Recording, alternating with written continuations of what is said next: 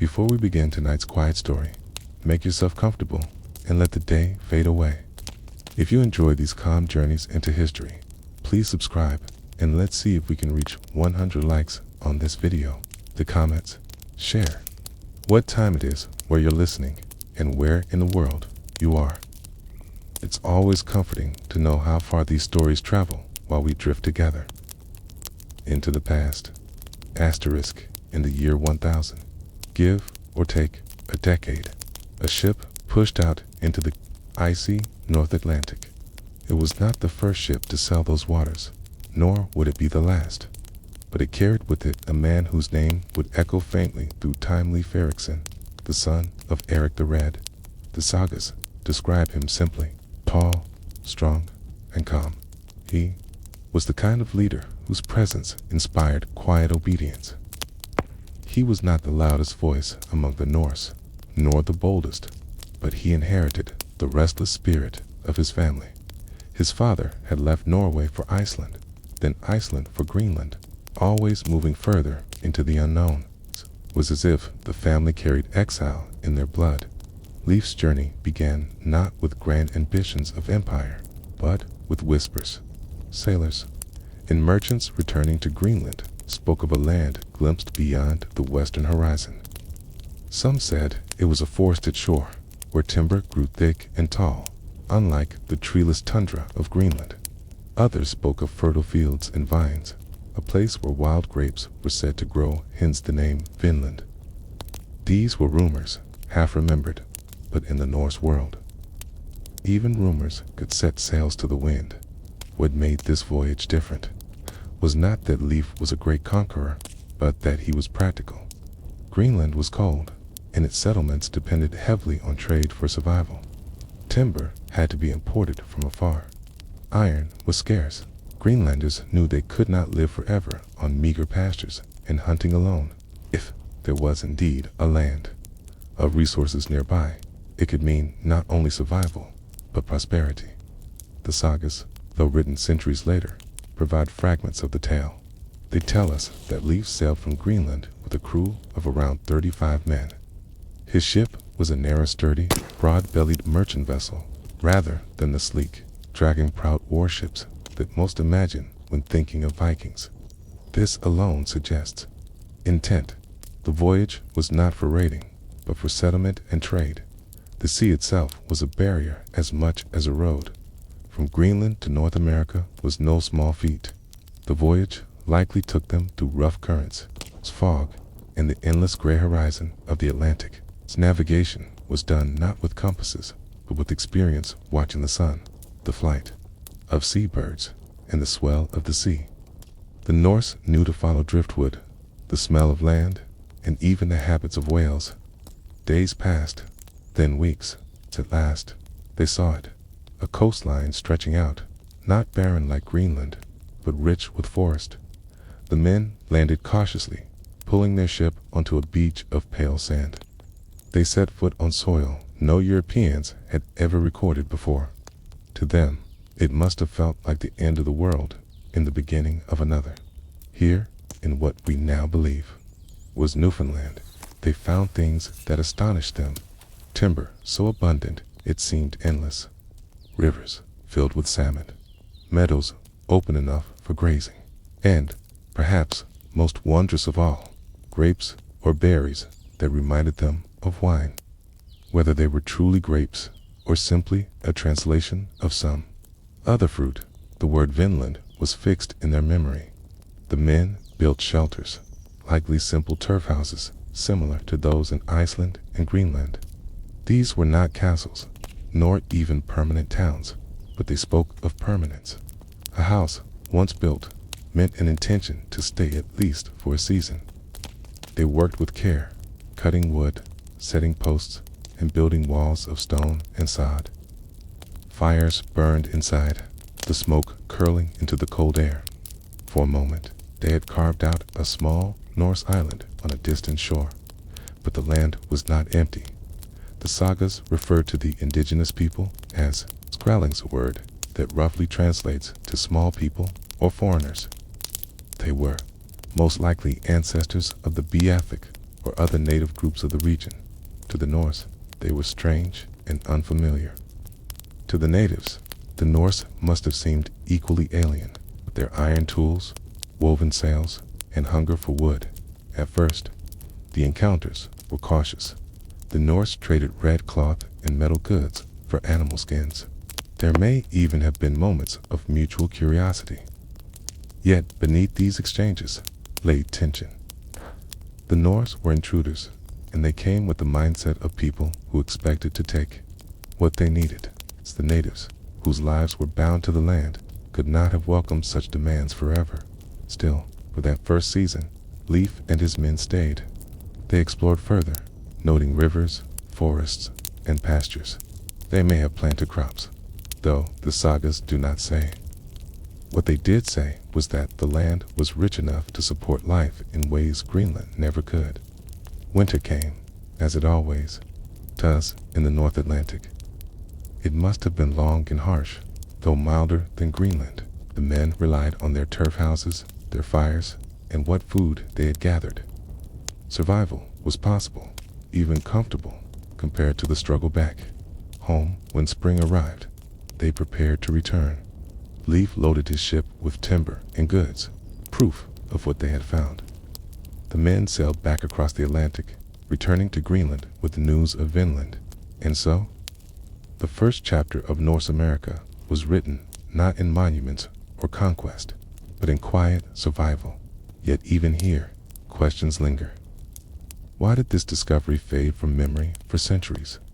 Why did Vinland not become another Iceland, another Greenland, another colony firmly planted across the sea? The Norse had the ships, the skill, and the spirit. They reached America 5 centuries before Columbus, and yet history did not turn their way. What forces, political, cultural, or environmental, kept Vinland from becoming Europe's first foothold in the New World? Asterisk, when Leif Erikson returned to Greenland, his discovery was not received with the thunder of royal fanfare or the creation of new maps. Instead, it slipped into the sagas and the conversations of settlers gathered in smoky longhouses. Greenland was a hard place to live, and news of a fertile land across the sea spread with a quiet intensity, like embers glowing beneath the ash. The Greenland settlements were small. At their peak, they may have numbered only a few thousand people, scattered across 2 main settlements, the Eastern Settlement and the Western Settlement.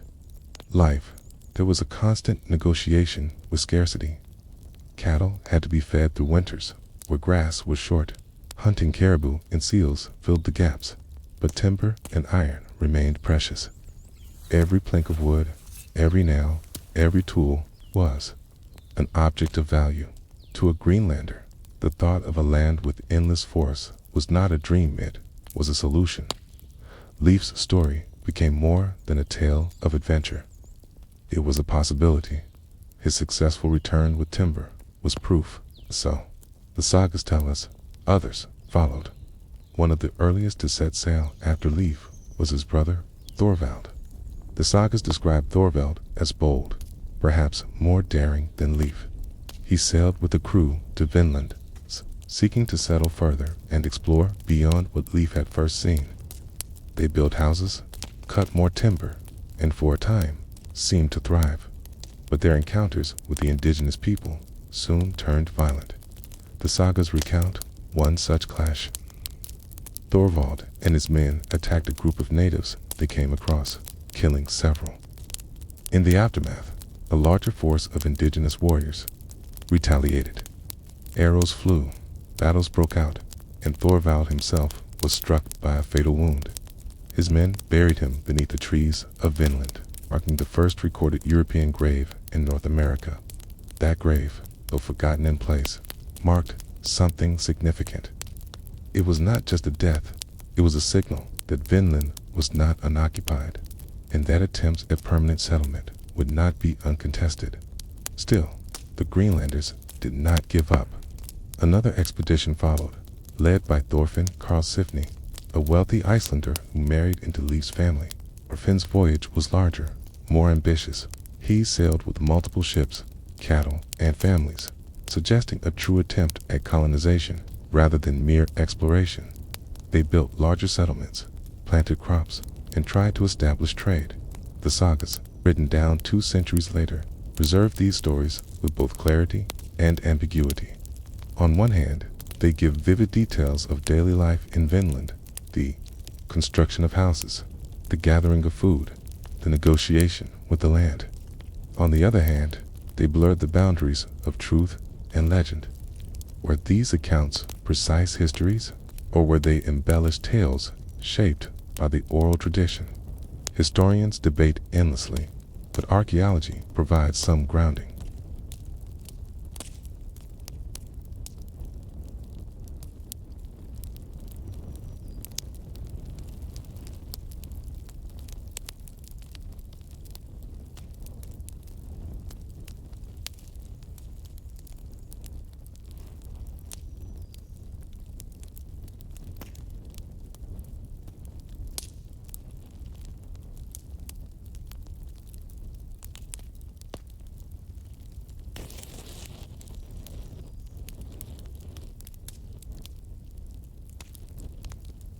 At Land's Old Meadows in Newfoundland, excavations in the 1960s uncovered turf houses, iron nails, and evidence of Norse craftsmanship dating to around the year 1000. The site matches the descriptions in the sagas, temporary settlements built by explorers from Greenland. It is not a sprawling city, but it is proof that the sagas were not mere fantasy. The Norse truly stood on American soil centuries before Columbus. The daily life of these settlers was likely not glamorous. Imagine a turf house on a windswept hill. Inside, smoke from a central hearth darkened the ceiling. Wooden benches lined the walls, covered with furs. Meals were simple: dried fish, seal meat, perhaps bread baked from imported barley. The tools clinked. Iron was hammered, and outside, men felled trees, while women tended to cattle brought across the sea. Trade with the indigenous peoples was attempted. The sagas describe exchanges where red cloth was particularly prized. To the Norse, red dyed wool was common enough. To the natives, it may have been exotic and valuable. In return, the Norse received pelts and other goods. For a time, this exchange may have been peaceful, but misunderstandings, language barriers, and competing needs soon fractured these relations. The Norse, accustomed to claiming land, must have assumed they could carve out space in Vinland as they had in Iceland and Greenland. But here, they faced societies that already held deep connections to the land. Unlike in Iceland, there were no uninhabited stretches waiting to be claimed. The Norse came as outsiders, and their presence was contested. The sagas record a series of escalating conflicts. Arrows and spears flew, and the Norse found themselves outnumbered. They realized that even if they had iron swords and shields, the indigenous peoples held the advantage of numbers, knowledge of the land, and determination. Over time, it became clear Vinland was not a place where the Norse could dominate. Meanwhile, back in Greenland and Iceland, the broader Norse world was changing. Christianity was spreading, altering priorities and reshaping communities. Trade routes tied more closely to Europe became lifelines. The resources and energy needed to maintain colonies in Vinland may have been judged too costly compared to the fragile returns. A few shiploads of timber could not outweigh the risk of repeated conflict and long voyages. And so, Vinland faded from ambition into memory. But memory has a way of lingering. In Icelandic longhouses, where families gathered in the dark of winter to hear stories, the sagas kept the tale alive. Children heard of the great voyage of Leif Erikson, the boldness of Thorvald, the attempts of Thorfinn Karlsefni, and the wild land across the sea. It was told not as a tale of empire, but as a reminder of the edge of the known world. When Europeans, centuries later, began their own voyages of exploration, these sagas were rediscovered. Scholars in the 14th and 15th centuries puzzled over references to Vinland, debating whether such a place could exist. Some maps, like the controversial Vinland map, even included faint hints of a western landmass, though their authenticity remains disputed for the Norse themselves. However, Vinland became a story of what might have been, a place that was real, enough to be touched and settled, but not enduring enough to transform their world. This invites a lingering question. If the Norse had managed to hold their settlements in Vinland, they had endured through the centuries rather than retreats, how different might history have been? Asterisk, when the sagas were finally written down in Iceland during the 13th century. More than 200 years had passed since Leif Erikson's voyage to Vinland. Date. By then, the Norse settlements in Greenland were already declining, and Iceland itself was becoming more tightly bound to the growing influence of Norway and the wider European world. Yet, the stories endured, preserved in manuscripts such as the Saga of the Greenlanders and the Saga of Eric the Red. These sagas are not chronicles, in the strict sense. They blend history with storytelling, memory with embellishment. But through their lines, we glimpse the persistence of Vinland in the Norse imagination. Children grew up hearing of a land across the sea where grapes grew wild, where salmon filled the rivers, and where their ancestors had walked before. For many, it was as real as any place they could not see. Half legend, half geography. What made Vinland unique was not just its discovery, but its disappearance.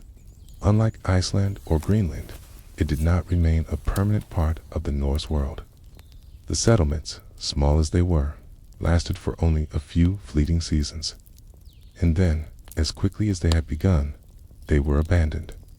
The reasons remain debated. Some point to conflict with the indigenous peoples, noting that the sagas describe several violent encounters. The Norse, outnumbered and far from reinforcements, could not hope to dominate in a land already occupied. Others point to distance. The long voyage across the Atlantic was costly, dangerous, and offered fewer returns than trade with Europe. Still others note the environmental challenges, harsh winters, shifting resources, and the fragile balance of Norse farming methods in foreign soil. Perhaps it was all of these together. Vinland was not impossible, but it was unsustainable. Hey, in the history, unsustainable ventures fade.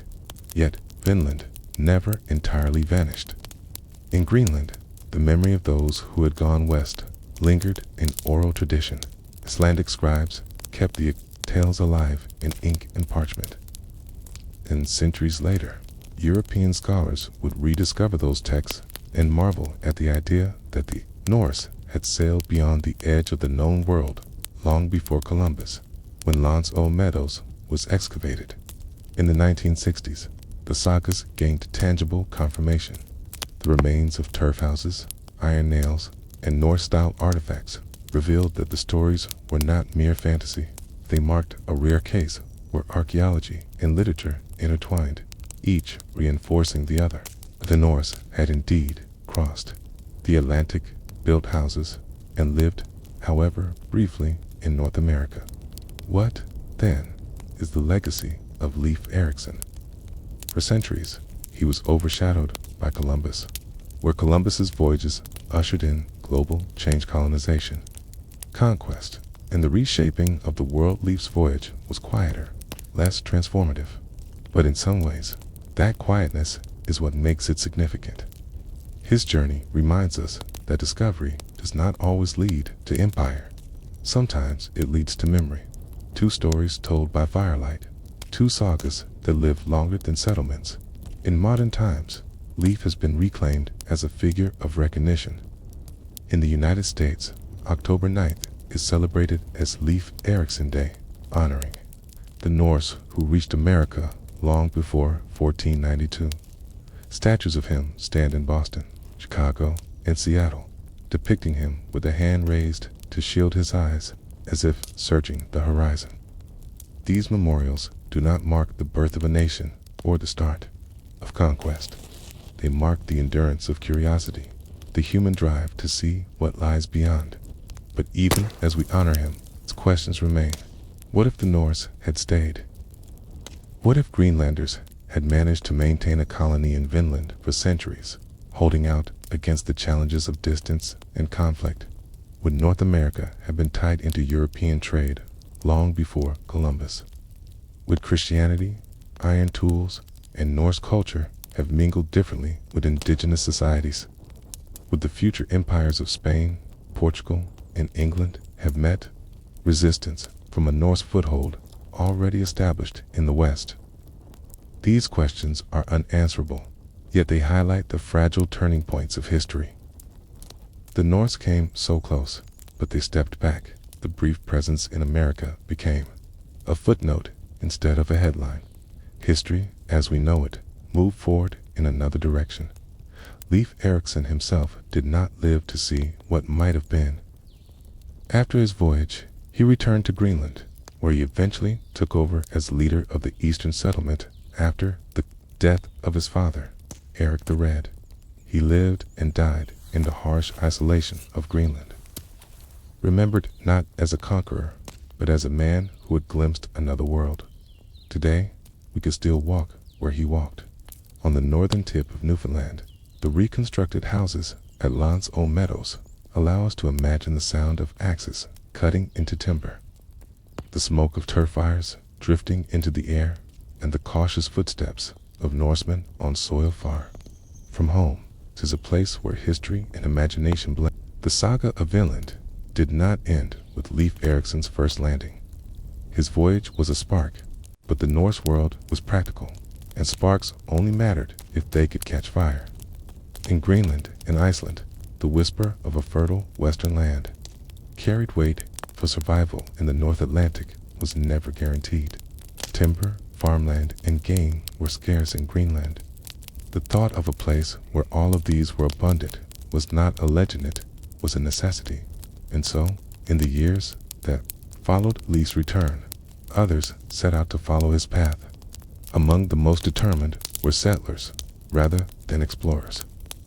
Unlike Leif, whose purpose was discovery and proof, these later voyages carried families, livestock, and the tools of permanence. Their goal was not merely to touch new soil, but to live upon it. The most vivid archaeological evidence we have of these efforts lies on the northern tip of Newfoundland, in a windswept place now called L'Anse aux Meadows. To a modern visitor, the site seems desolate, a grassy plain overlooking a cold, gray sea, with bogs and rocky outcrops nearby. But to the Norse of the year 1000, it held promise. The settlement uncovered there in the 20th century consisted of turf houses, much like those in Iceland and Greenland. These were not temporary huts of driftwood, but substantial dwellings built with intent. Thick walls of sod were cut and stacked, insulating against the chilled winds. Roofs were likely timber-framed, then covered with more turf, blending into the war. Land itself. From above, the houses must have looked like grassy mounds rising from the earth. Inside, they were divided into rooms, living spaces with benches along the walls, workshops where iron was worked, and storage areas for food and tools. Ironworking is one of the clearest signs that this was more than a passing camp. At L'Anse aux Meadows, archaeologists found evidence of a smithy, where bog iron was smelted and forged into nails and tools. This detail is crucial, for iron was not something the Norse could afford to waste. Ships required repairs, tools broke, and weapons dulled. To bring the technology of smelting across the Atlantic suggested that these settlers were preparing for longevity. Alongside the houses and smithy were small workshops, likely for carpentry and boat repair. The Norse relied heavily on their ships, not only for voyages, but for fishing and coastal travel. Maintaining seaworthy vessels was essential, and Newfoundland, with its forests, offered an abundance of material. Here was a contrast to Greenland, where timber was a luxury imported from afar. Daily life in this settlement must have been a strange mixture of the familiar and the foreign. The Norse cooked in their hearths, slept on wooden benches covered with animal skins, and told stories in the dim light of smoky interiors. Women spun wool into thread, wove cloth, and tended to livestock brought on the voyage. Men fished in the rivers and the sea, hunted caribou in the forests, and cut timber for both building and export. Yet everything was tinged with difference. The salmon in Vinland ran larger than those at home. The forests stretched endlessly compared to the bare slopes of Greenland. Even the air, damp and heavy with the scent of pine and salt, must have felt strange. But perhaps the most significant difference was the presence of others. The sagas referred to the indigenous people as growlings. The encounters at Meadows are not fully documented, but it is almost certain that the Norse did not remain unnoticed. Archaeological finds suggest contact. Fragments of butternut shells, which do not grow in Newfoundland, indicate that the Norse traded or traveled further south, where such trees thrived. Whether by trade or conflict, the Norse interacted with native peoples, and through those interactions, they learned the limits of their reach. The settlement itself was not large. Estimates suggest it may have housed no more than 70 to 100 people at its peak, but in the context of the Norse world, that was significant. Greenland's western settlement had only a few hundred residents in total. To establish even a small colony across the sea was a bold extension of their fragile network of survival. And yet, the evidence points to brevity. The settlement lasted no more than a few years, perhaps a decade at most. The sagas and archaeology both suggest that the Norse abandoned it, dismantling what they could and leaving the rest to the elements. Why did they leave? The reasons are debated, but several stand out. First, distance. The voyage from Greenland to Newfoundland was long and treacherous, requiring multiple stages of travel and supply. A colony so far from the main Norse world was difficult to sustain. Second, conflict. The sagas describe skirmishes with indigenous peoples, and it seems likely that repeated tensions made the settlement untenable. Third, resources. While Vinland was rich in timber and game, it may not have offered the specific resources, such as trade goods, that would justify the cost of maintaining the colony. Whatever the cause, the Norse withdrew, and Meadows fell silent. Grass grew over the turf houses, storms battered the coast, and centuries passed. By the time Europeans returned to Newfoundland in the late 15th and early 16th centuries, the Norse presence was long forgotten, and yet their attempt had left an imprint not on the land itself, but on the memory of the Norse world. The sagas remembered Vinland as a place of abundance, a land touched but not tamed. And in this way, the Norse settlers of Newfoundland lived on not as founders of a lasting colony, but as reminders of how close history can come to changing before it slips away. The site today is quiet. Reconstructed turf houses allow visitors to imagine the settlers' lives, but the wind that sweeps across the coast carries with it a question. What if they had stayed? What if those settlers had managed to endure, to grow, to establish a permanent foothold in North America's centuries before Columbus? Would the trajectory of history itself have shifted? Asterisk, if the excavation of Meadows gives us a skeleton of what the Norse settlement looked like, then the sagas and comparative evidence from Iceland and Greenland allow us to imagine its flesh. To understand the Norse in Newfoundland, we must slow down and look at the ordinary rhythms of their survival, the small acts that defined whether they could last another season. The houses, for instance, were not just shelters. They were engines of endurance. Each turf house required days, even weeks, of labor to build. Sod was cut into blocks thick enough to insulate and stacked like bricks. Beneath, wooden frames held the structure together, made from the abundant timber of Vinland's forests.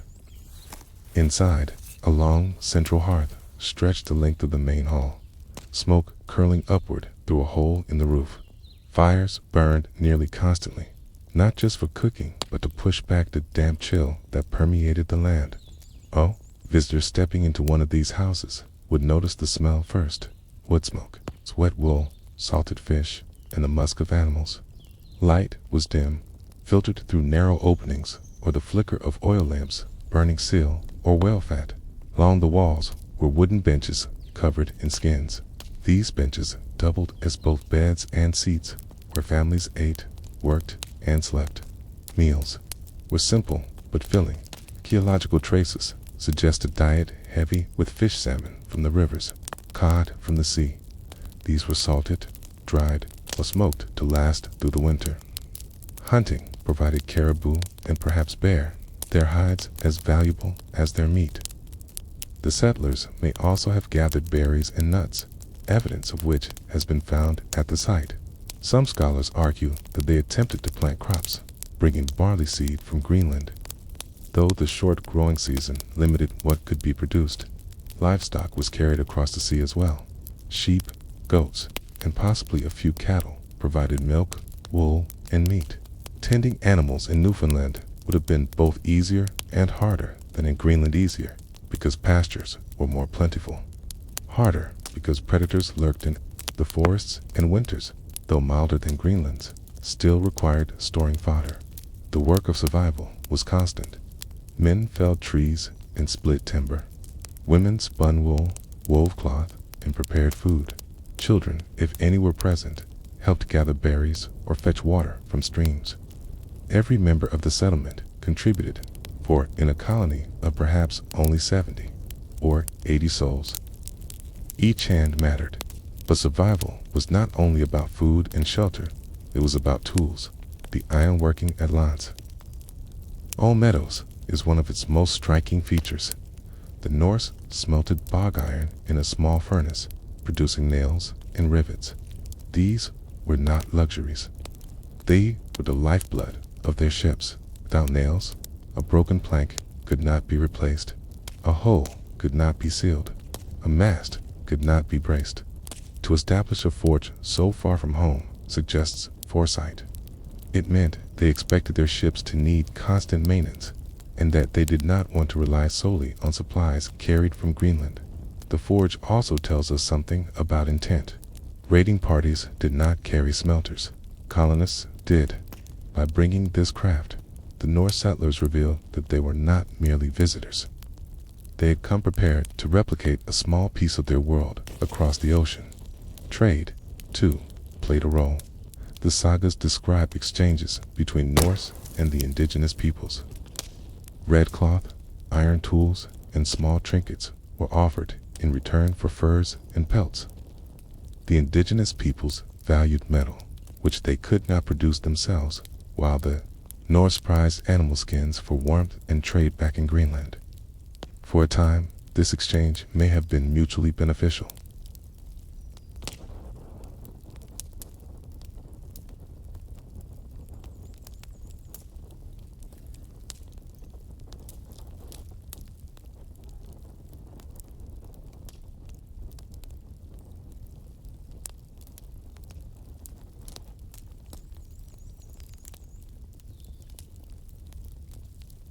But trade could quickly sour. Misunderstandings of language, unequal exchanges, or simple mistrust turned peaceful meetings into clashes. Counts such incidents vividly: a Norse bull breaking free and terrifying the natives, disputes over weapons, sudden bursts of violence. In each story, the Norse are portrayed as both traders and intruders, tolerated only as long as they posed no threat. Imagine the tension. A Norse group rowing a priver, their red sails visible, approaching a camp of natives with goods to exchange. Hands hover near weapons, voices rise, gestures are misunderstood, and what begins as trade teeters on the edge of violence. In such moments, the fragility of the settlement becomes clear. A colony of fewer than 100 people could not withstand repeated hostility from hundreds more And so the settlers lived in uncertainty. By day, they worked, building, fishing, trading. By night, they must have kept watch, knowing that their fires could be seen, that their presence was known, and that their numbers were few. Despite these challenges, the Norse did endure for a time. The sagas speak of multiple voyages, families settling, even children being born. One child, Snorri Thorfinnsson, son of Thorfinn, Karl Sifni, and Gudrid, is said to have been the first European born in North America. His existence, whether literal or symbolic, represents the settlers' attempt to root themselves in this new land. But permanence proved elusive. The settlements, very strengths its houses, forge, and timber became its weaknesses. Each required maintenance, each demanded labor, and each tied the settlers to a place where they were vulnerable. The Norse were used to moving if conditions grew too hard. It was in their blood, from Norway to Iceland to Greenland. But in Vinland, they found themselves pinned between the promise of resources and the reality of resistance. When they finally withdrew, they did not vanish without leaving traces. They carried timber back to Greenland, stories back to Iceland, and memories into the sagas.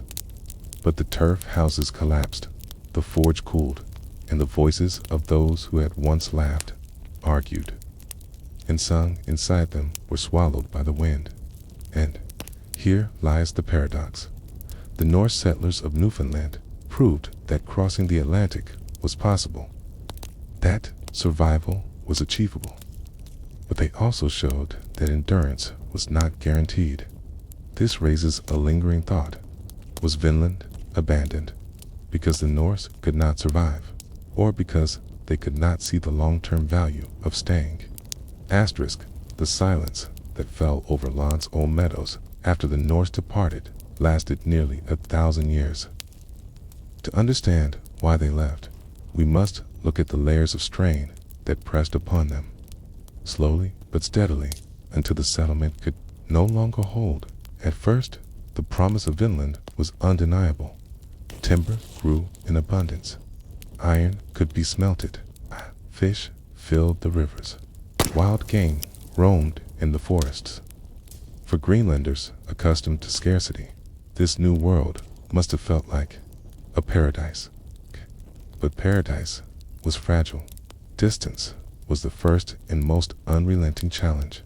A ship sailing from Greenland to Newfoundland faced a voyage of more than 2,000 kilometers across the North Atlantic.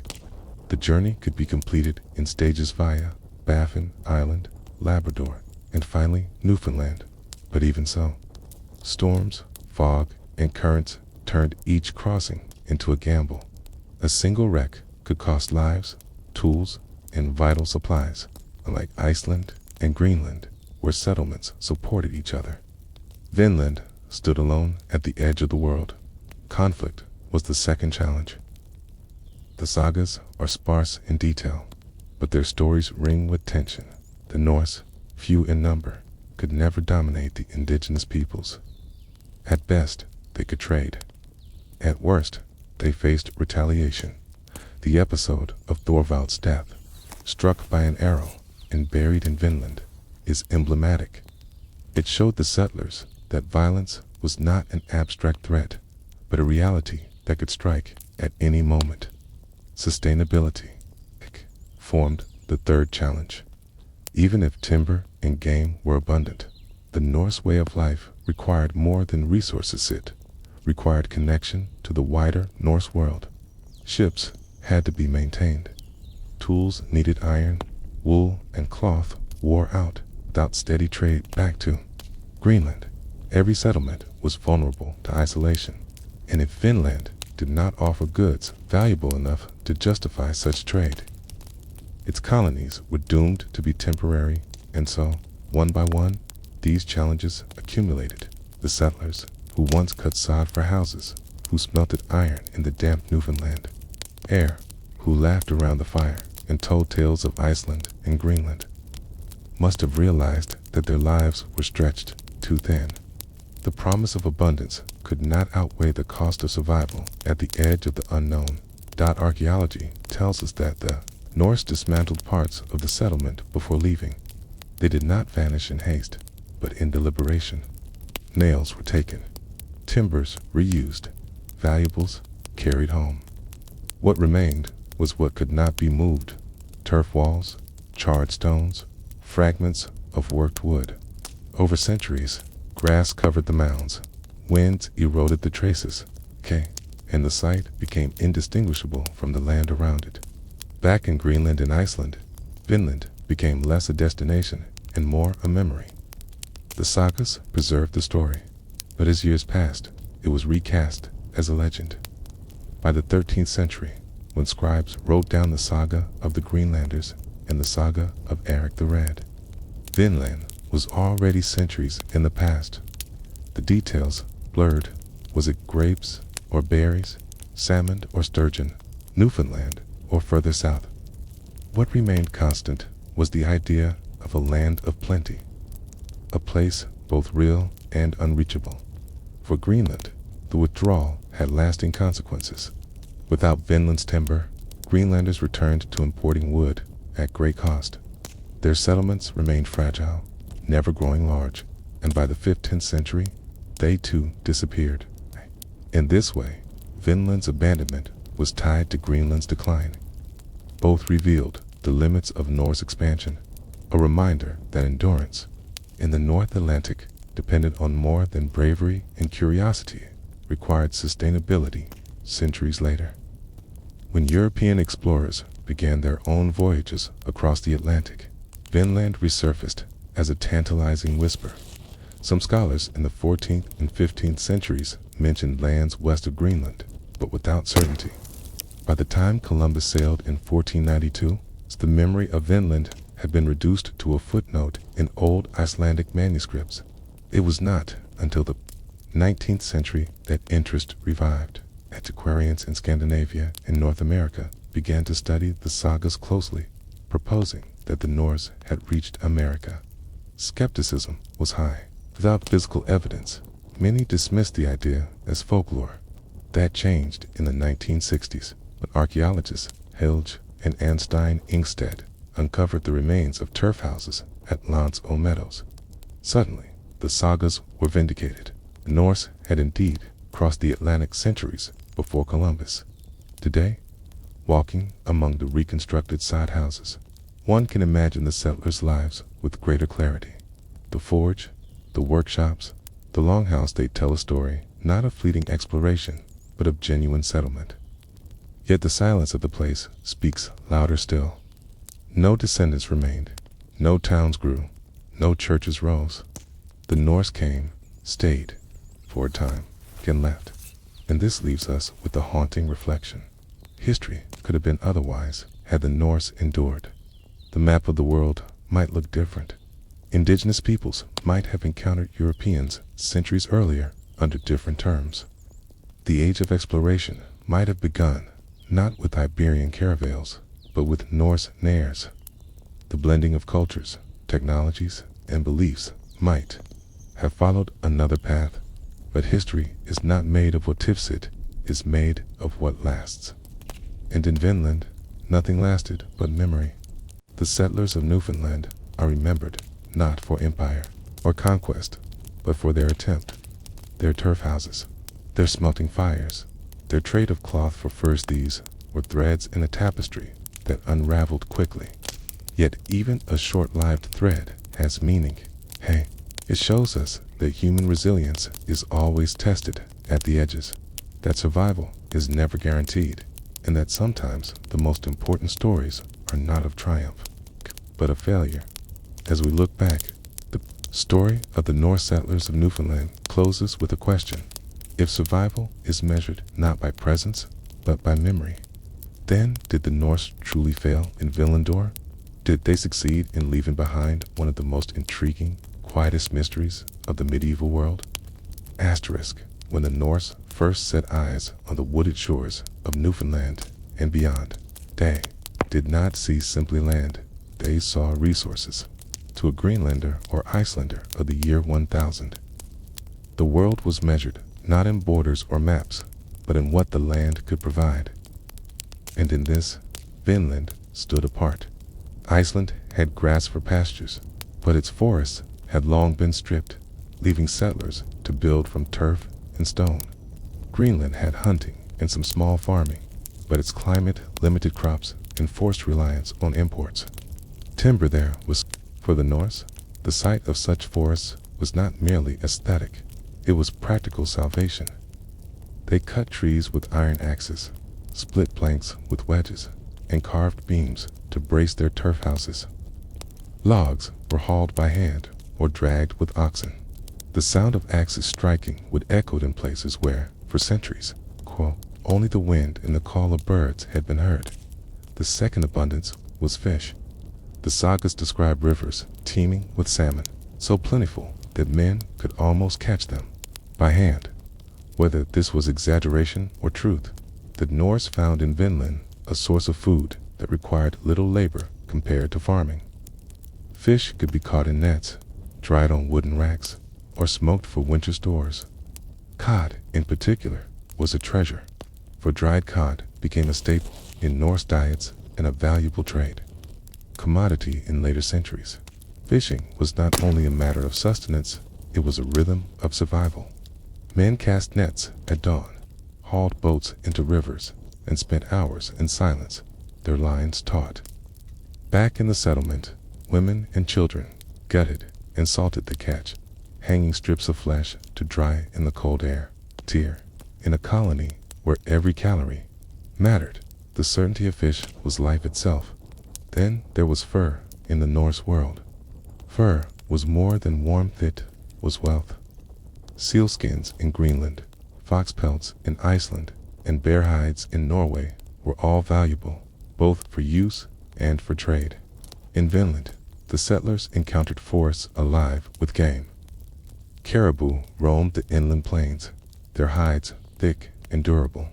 Black bears, foxes, and smaller animals provided fur of high quality. The indigenous peoples, skilled hunters, valued pelts highly and could supply them in exchange for cloth, iron, or other Norse goods. The fur trade, though small in scale, hints at the deeper significance of Vinland. It was not merely a place to survive, it was a place to extract resources. Timber could be cut and shipped home. Furs could be gathered and exchanged. Fish could be dried and stored. Vinland was, in effect, an outpost of provision, a supplement to the fragile existence of Greenland. Daily life revolved around these three pillars: timber, fish, and fur. A typical day for the settlers might begin before dawn, the hearth fire, stoked by women while men prepared for labor outside. One group might head into the forest, axes over their shoulders, ready to fell trees. Another group would tend fishing boats, rowing out into rivers or coastal waters. Hunters set off with bows, their eyes sharp for caribou tracks in the snow or mud. Children helped with smaller tasks, gathering berries, checking snares, carrying water. At the end of the day, the settlement returned to its turf houses. Fires glowed. The smell of drying fish mixed with the musk of wet wool and the tang of pine resin.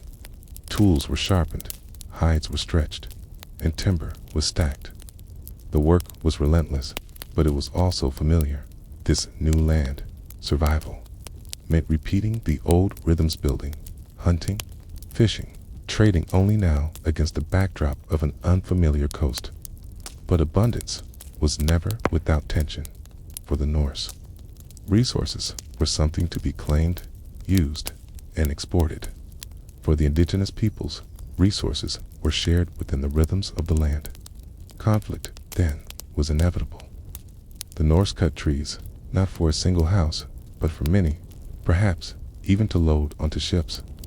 They fished in rivers as if the supply were endless. To the native peoples, these strangers disrupted a balance that had existed for generations. The sagas record incidents where trade faltered. Red cloth and iron knives, at first eagerly accepted, lost value once the novelty faded. What one group saw as fair exchange, another might see as theft. A trade that ended badly could turn into a skirmish, and a skirmish could escalate into war. For a colony of fewer than 100 Norse, such conflict was devastating. Even without violence, the settlers faced uncertainty. Winters in Newfoundland, while milder than Greenland, were still harsh. Snow buried the forests, ice sealed rivers, and food had to last. Smoke from turf house chimneys rose into skies heavy with storm clouds, a reminder that no amount of timber or fish could erase the cold. And so, while timber, fish, and fur sustained them, they also bound them. The settlers became tied to cycles of labor and trade that demanded constant vigilance. To falter was to risk starvation or conflict. To thrive was to risk envy and reprisal. What remains most striking about the Norse settlers in Vinland is how ordinary their days must have felt. They did not live as conquerors, but as workers cutting wood, gutting fish, scraping hides. Their survival was measured not in victories, but in cords of timber stacked, in racks of fish dried, and bundles of fur sewn and stored. And yet, this ordinariness is what makes their story extraordinary. It shows us that the first Europeans in North America did not arrive with fleets and banners, but with axes, nets, and hunting bows. They came not to plant flags, but to build houses. And in doing so, they left behind a record of how close survival can come to permanence and how quickly it can slip away. Still, one question lingers. If Vinland offered such abundance, why did the settlers not stay? Why did timber, fish, and fur fail to anchor them permanently in the New World? Asterisk, if the Norse settlers in Vinland are remembered at all, it is usually for their voyages, their daring crossing of the Atlantic, their building of houses, their brief conflicts with the indigenous peoples, yet the real heartbeat of their survival, the quiet rhythm that kept them alive, was rooted in the three things that defined their daily struggle: timber, fish, and fur. To understand their presence in the New World, one must not look only at the ships that carried them there, but at the mundane materials they depended upon. Timber, the backbone of Norse life wood, was not simply a building material. It was the backbone of Norse society. Ships, houses, tools, even fuel all depended on it. In Iceland, the stripping of forests had created a crisis within just a century of settlement. Greenland fared even worse, where only scrub and driftwood offered poor substitutes. For Greenlanders, to see the endless forests of Newfoundland must have felt like stepping into wealth beyond measure. The Norse method of woodworking was meticulous. Large trees were felled with iron axes, stripped of branches, and dragged to the settlement. The timber was then split into planks or beams, using wedges and hammers. Each piece of wood had a specific purpose. Long, straight trunks became ship masts. Broader beams supported turf houses.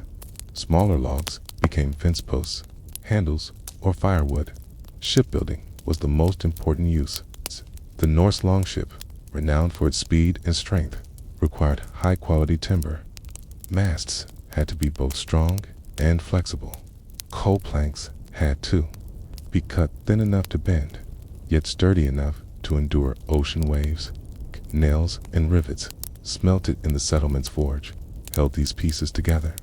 The forests of Vinland offered wood that could replace worn-out parts or even allow the construction of new vessels. But timber was not only about building, it was a commodity.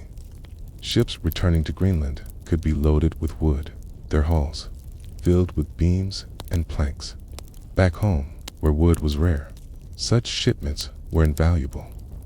The Greenland settlements depended on imports for survival, and timber from Vinland could tip the balance between scarcity and security.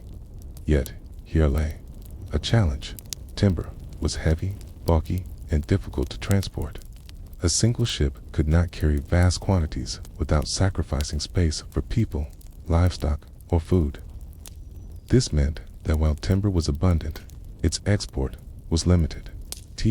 The settlers had to decide whether to use it for their own survival or attempt to carry it back to Greenland in limited loads. In the end, timber was both a promise and a burden. It allowed the Norse to build and repair, to warm their homes and fuel their forges. But it could not, by itself, justify the risks of sustaining a colony across the Atlantic.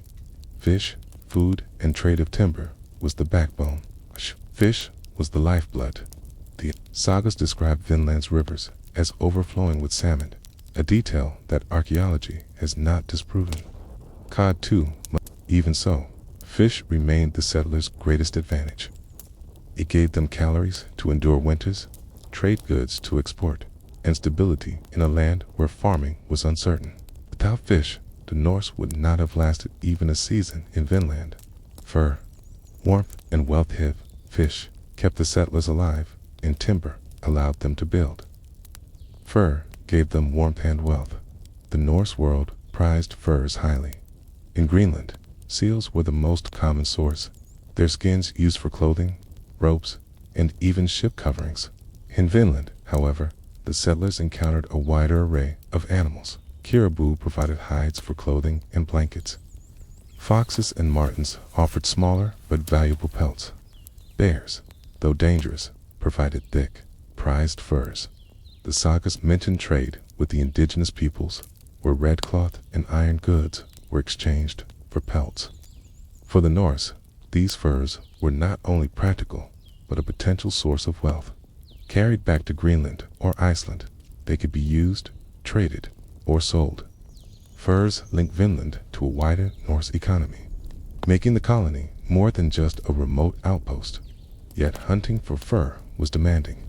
Traps had to be set, animals tracked, skins carefully prepared. Hides required cleaning, stretching, and drying to prevent rot. Women often handled the processing, scraping skins and sewing them into garments. A single fur coat or blanket represented hours of labor, but in the biting cold of a North Atlantic winter, it meant survival. In this way, furs symbolized both fragility and resilience. They were proof that the settlers could endure the unfamiliar climate, but also a reminder of how dependent they were on the land's generosity.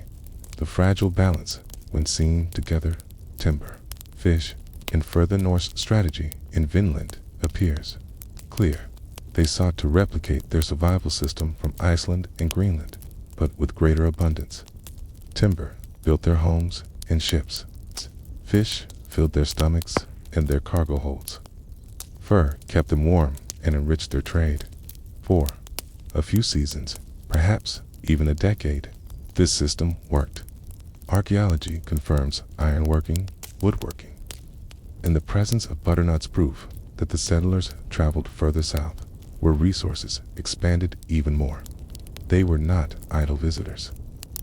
They explored, gathered, and adapted. Yet the balance was fragile. Each pillar of survival carried limits. Timber was heavy to transport. Fish could be contested by locals or exhausted by overfishing.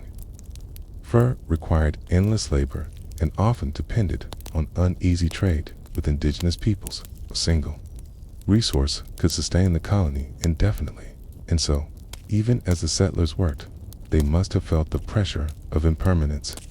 They could live in Vinland, yes, but could they thrive?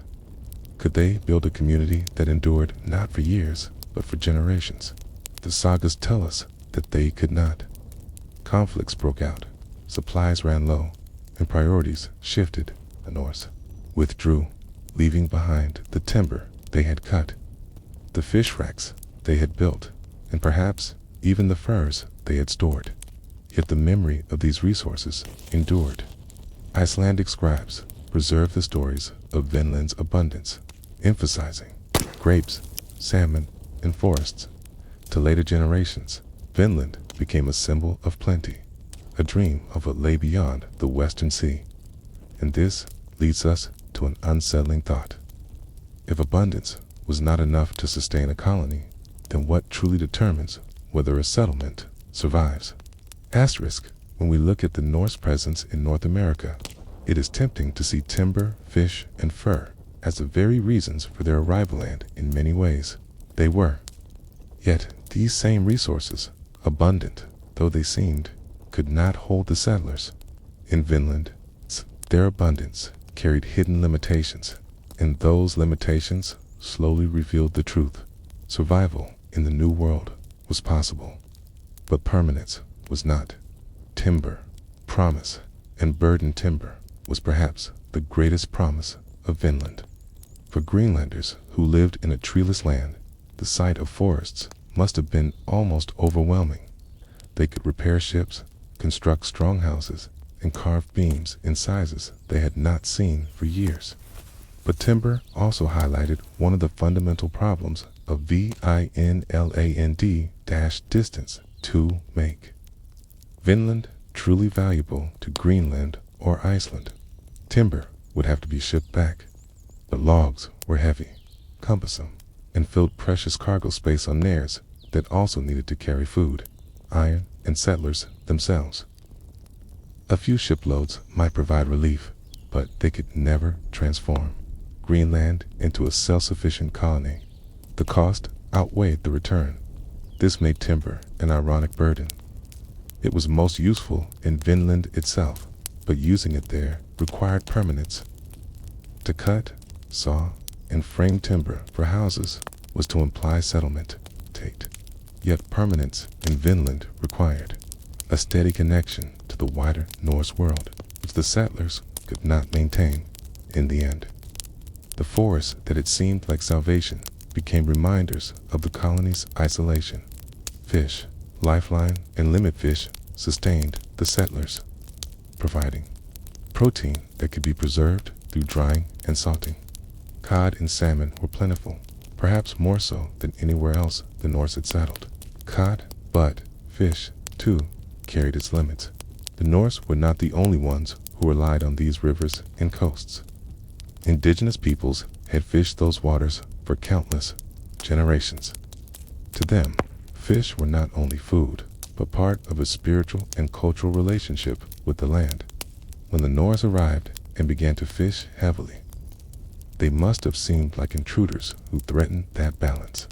Moreover, fish as a trade good did not carry the same weight as it later would in medieval Europe, where cod became a staple of Catholic fasting diets. In the year 1000, the Norse lacked the large-scale networks to export Vinland fish profitably. They could feed themselves, but fish alone could not justify the costs of maintaining a colony so far across the Atlantic. The lifeline of fish was real, but it tied the settlers to waters already claimed, already known, already lived in by others. Survival became possible, but coexistence grew fragile. Fur, wealth, and conflict furs, perhaps more than timber or fish, offered potential wealth. Caribou hides, fox pelts, and bear furs could fetch value in Greenland and Iceland, where winters were long and warm clothing was essential. Trade with indigenous peoples may have provided even more, as they were skilled trappers with knowledge of the land. Yet here too, limits emerged. Fur required trust between groups, and trust was difficult to build. The sagas tell of trades gone wrong, of quarrels escalating into violence, of misunderstandings that ended in bloodshed. What began as mutual curiosity hardened into suspicion. The Norse could not secure a steady supply of furs without risking conflict. And without security, trade became a liability rather than an asset. Even within the settlement, preparing furs was labor-intensive. Women scraped hides, stretched skins, and sewed garments, but such work required time that might otherwise be spent farming, weaving, or tending livestock. The settlers had to choose carefully how to spend their labor, and fur, though valuable, could not outweigh all other needs. Fur embodied both wealth and danger. It hinted at prosperity, but carried the constant risk of violence and overextension. Why the resources failed together. Timber, fish, and fur tell us something profound about Vinland. Abundance does not guarantee permanence. The Norse had lived for centuries in marginal lands, carving survival out of Iceland's volcanic soil and Greenland's icy pastures. In Vinland, they found a place that seemed richer than both. Yet survival was not only about resources, it was about networks, numbers, and stability. The settlers were too few. Their voyages too long, their ties to the Norse world too thin. Each shipload of timber could be lost in a storm. Each trade of fur risked conflict. Each season of fishing might end with hostility from those who had lived by those rivers for generations. The resources were real, but the conditions to use them were absent, and so the settlers withdrew. The legacy of abundance, even though Vinland was abandoned. The memory of its abundance endured in the sagas. Grapes, salmon, forests, these details were not forgotten, even as the settlement itself disappeared. They became part of Norse identity, proof that their ancestors had gone further than anyone else in their time. When archaeologists uncovered butternut shells at Land's own meadows, plants that grew much farther south than Newfoundland did, confirmed that the Norse had traveled beyond what the sagas described. They had explored, gathered, and carried goods back. Their presence in North America was not a single landing, but a pattern of resource-seeking journeys. The story of Vinland, then, is not only about what the Norse failed to hold, but about what they proved possible. They demonstrated that the Atlantic could be crossed, that Europeans could survive in the New World centuries before Columbus. They showed that timber could be cut, fish caught, fur traded. They revealed the possibility, even if they could not sustain it. A quiet ending as the turf houses collapsed and the forge cooled. The settlers of Vinland faded from history. Their names are not remembered, except in fragments of sagas. Their graves, if they remain, lie hidden in the soil. Their voices, once carried by the wind, have long since vanished. But their story lingers in the quiet persistence of resources. Timber, fish, and fur sustain them, and in the realization that even abundance cannot always overcome distance and fragility. The Norse expansion into the North Atlantic was not a sudden burst of exploration, but a chain of settlements and trade routes that stretched across the ocean like stepping stones. From Norway to Iceland, from Iceland to Greenland, and from Greenland to Vinland, each link in the chain depended on the last. While much is remembered of Leif Erikson's landing in North America, less attention has been given to the subtle web of exchanges, the quiet trade routes that connected Greenland to the American coast. To understand these routes, one must first picture Greenland itself, settled by Eric the Red in the late 10th century. It was a harsh land where survival was always fragile. The eastern and western settlements, hugging the fjords of the southern coast, were clusters of turf houses, small churches, and farms where cattle, sheep, and goats grazed in summer pastures. For perhaps 3,000 to 4,000 people at its peak, life was sustained by a delicate balance of farming, hunting, and trade. Trade was the key. Greenland lacked many things the Norse considered essential: iron, timber, grain. These had to be imported, often at great cost. What Greenland offered in return was walrus, ivory, polar bear skins, falcons, and narwhal tusks, exotic goods highly prized in Europe. A single walrus tusk could be worth a fortune, carved into luxury items for nobles and churches. Thus, the Greenlanders became suppliers of Arctic wealth to the courts of Europe. But the official trade routes, stretching east to Norway, were not the only ones. Westward, toward the coast of North America, lay possibilities just as crucial. The sagas and archaeology together suggest that Greenlanders ventured regularly to the coasts of what is now Canada, only Newfoundland, but further north to Baffin Island and Labrador. These voyages were not grand expeditions. They were pragmatic journeys aimed at obtaining resources scarce at home. Timber was cut and hauled back. Furs were traded. Butternuts, found at Lonzo Meadows prove that voyages extended far enough south to reach regions where such trees grew. Even more intriguingly, fragments of woven textiles have been discovered in Arctic Canada that match Norse styles, suggesting the exchange between Greenlanders and indigenous peoples. The Dorset and later the Thule cultures of the Canadian Arctic likely encountered Norse traders, swapping pelts and ivory for cloth, metal tools, and wood. These exchanges were small, local, and rarely written down, but they reveal a hidden trade route that connected worlds otherwise thought separate. Imagine a Greenlandic nair sailing along the Labrador coast. The crew is small, the cargo modest. They stop at sheltered bays, cutting timber, fishing, perhaps encountering groups of indigenous hunters. Barter is made an iron knife for a fox pelt, a length of woolen cloth for carved bone. It's nothing dramatic, nothing monumental, just the steady hum of exchange. Yet these moments stitched Greenland into a wider network of survival. These forgotten roots remind us that the Norse were not merely explorers, they were traders. Their survival in Greenland depended as much on what they could obtain from America as what they could ship to Europe. For them, Vinland was not necessarily a new homeland, but a resource frontier, an extension of the fragile trade system that sustained them. The sagas, written centuries later, preserve echoes of this. They tell of voyages not only to Vinland, but to places called Markland and Helluland, of forests and flat stones, descriptions that fit Labrador and Baffin Island. Each name reflects a resource. Markland, the land of forests, where timber could be cut. Helluland, the land of flat stones, perhaps useful for building. The very naming of these places shows the Norse mindset. They were not mapped as nations, but as sources of material survival. Archaeology supports this view. Walrus ivory from Greenland has been found in medieval Europe, carved into chess pieces, reliquaries, and decorative art.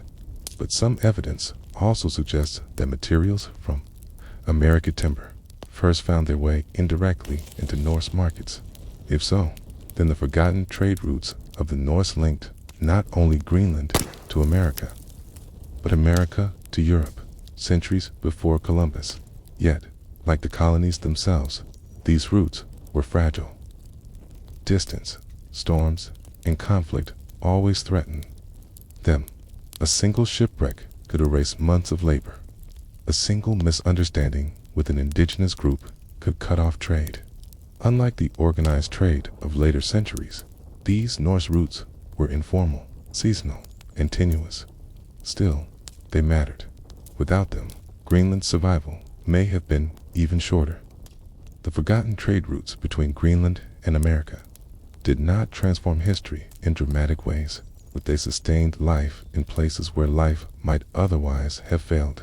And here, the first section closes. One must wonder, if these small exchanges were so vital, how much more might the Norse world have changed had they succeeded in turning these forgotten trade routes into permanent arteries of commerce? Asterisk, the forgotten trade routes that linked Greenland to the shores of North America were not highways, not roads of empire, but narrow and fragile threads spun across the sea. They lacked the permanence of Rome's stone roads or the scale of later Atlantic commerce. Instead, they were seasonal, tentative, and dependent upon the weather, the sea, and the fragile goodwill between peoples. To appreciate them, one must look not at sweeping maps, but at the details of exchange, the slow barter of goods, the small but vital flows of resources that kept Greenland alive. What was carried? West wind Norse ships left Greenland to sail toward the Labrador coast or Newfoundland. They did not go empty-handed. In their cargo holds, they carried goods intended not only for their own survival, but also for exchange. Chief among these was iron. In Greenland, iron was scarce, and most was imported from Norway or laboriously smelted from bog iron. Yet even small amounts were precious, and to indigenous peoples who lacked the technology to produce it, iron tools were extraordinary. A single axe-head knife or nail could alter the daily labor of a hunter or craftsman. The Norse knew this, and iron became one of their most valuable trade goods. Textiles were another. Greenlandic women wove wool into cloth, often dyed in colors like red or blue. Archaeological finds of Norse-style textiles in Arctic Canada suggest that bolts of cloth made their way into indigenous hands. For people used to animal hides and furs, woolen cloth offered warmth and versatility. Red cloth, in particular, appears in the sagas as a popular item in exchanges. Small trinkets may also have been carried beads, wooden carvings, or bronze ornaments. While not as essential as iron or cloth, these items had symbolic value and could establish goodwill in initial encounters. Thus, a Norse ship landed in a bay along the Labrador coast. Its cargo was modest but meaningful. Each object was chosen not for extravagance, but for utility. For its ability to tip the balance in barter what was carried east from the coasts of North America. The Norse sought three things above all: timber, furs, and foodstuffs. Timber was essential. Ships could be repaired with driftwood, but to build, to expand, to thrive, they needed full logs. In Greenland, where no forests grew, timber was life itself. The sagas tell us of voyages specifically to Markland, the land of forests, whose very name reflects its purpose. Crews felled trees, cut them into manageable beams, and loaded them into ships. The labor was immense, the cargo heavy, but the payoff back in Greenland was survival through another winter. Furs were another priority. Caribou hides offered warmth. Fox and marten pelts were lighter but valuable. Bear skins were prized both for clothing and as symbols of status. In European markets, such furs were luxuries. For the Norse, they were both practical and tradable, forming a link between the Arctic world and distant courts. Finally, foodstuffs, berries, nuts, and possibly maize in later contact, the variety to the Norse diet. The butternut shells found at Land's Old Meadows prove that the settlers traveled south of Newfoundland, into regions warmer than Greenland, and carried goods back. These nuts could not grow in the north. Their presence in Vinland is evidence of both travel and exchange. When ships returned to Greenland, they carried these goods like lifelines. A cargo of timber beams might repair a farmstead. A bundle of furs might keep a family warm. A handful of butternuts might remind settlers that somewhere beyond the ice and fjords, there was a land of plenty. The shape of exchange. How did these exchanges happen? There were rarely formal markets. More often, there were cautious encounters. A Norse crew would beach their Nair on a rocky shore. Smoke from their campfire would rise, visible for miles. Soon, indigenous hunters or fishers might appear, curious but wary. Neither group shared a common tongue, but gestures, objects, and experience built a fragile bridge. The Norse would offer cloth, iron, or beads. The indigenous peoples would offer pelts, carved bone, or food. Sometimes the exchange. To understand how the Norse reached America, one must first understand the vessel that carried them, the longship. Few inventions in medieval Europe shaped history as profoundly as this wooden craft. Sleek, strong, and flexible, it carried raiders into the rivers of France, settlers into the fjords of Iceland, and explorers all the way to the edge of the known world. Without the longship, there would have been no Vinland. The origins of the longship. The longship was the product of centuries of seafaring tradition in Scandinavia. By the 8th century, Norse shipwrights had perfected techniques that gave their vessels both strength and speed. Their genius lay in clinker-built construction planks overlapped like scales, fastened with iron rivets, creating hulls that were both light and durable. This design allowed ships to flex with the waves, absorbing the force of the sea instead of breaking against it. Equally important was the shallow draft of longships, like the deep-bellied vessels of the Mediterranean. Norse ships could sail not only across oceans, but also up rivers and close to shore. A longship could cross the North Sea, then slip into the Seine or Thames, raiding or trading far inland. It could beach on open shores, needing no harbor, then be hauled onto land for repair. This flexibility made it the perfect tool for both war and exploration. Types of Norse ships. Not all Norse ships were the same. The image of the dragon-proud warship, sleek and terrifying, is only part of the story. For exploration, the Norse often relied on the narrow, broad-bellied cargo ship. The Nair was slower than the warship, but it carried more. With a wide hull and strong timbers, it could store livestock, food, timber, and people. It was the ship of settlers, merchants, and explorers. When Leif Erikson sailed to Vinland, he did not come in a dragon ship meant for raiding, but in a Nair meant for survival. Yet even the Nair carried the same essential Norse design: clinker planking, a single square sail, and oars for backup. It was sturdy enough to face the North Atlantic, yet light enough to be repaired with the tools settlers carried. Navigation.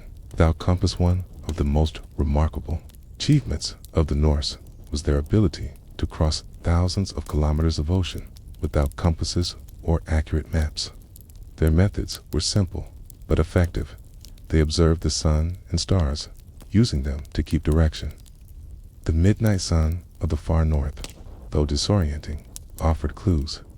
The position of the sun at midday told them their latitude.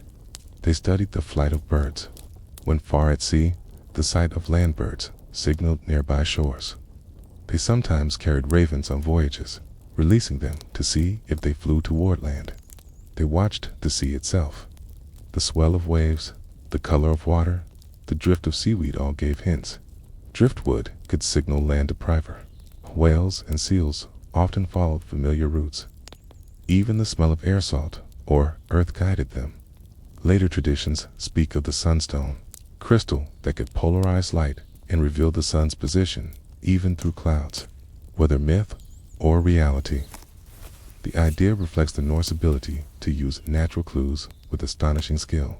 Through these methods, they crossed from Norway to Iceland, Iceland to Greenland, and Greenland to Vinland. Each step was a leap into uncertainty, but the longship and their navigational craft carried them through. The voyage to the edge, the crossing from Greenland to North America, was no minor journey. From the eastern settlement of Greenland to Newfoundland is over 2,000 kilometers. Even broken into stages: Greenland to Baffin Island, Baffin Island to Labrador, Labrador to Newfoundland. The voyage was perilous. Imagine a Nair at sea. Its single square sail billows in the wind. Its wooden hull creaks with each wave.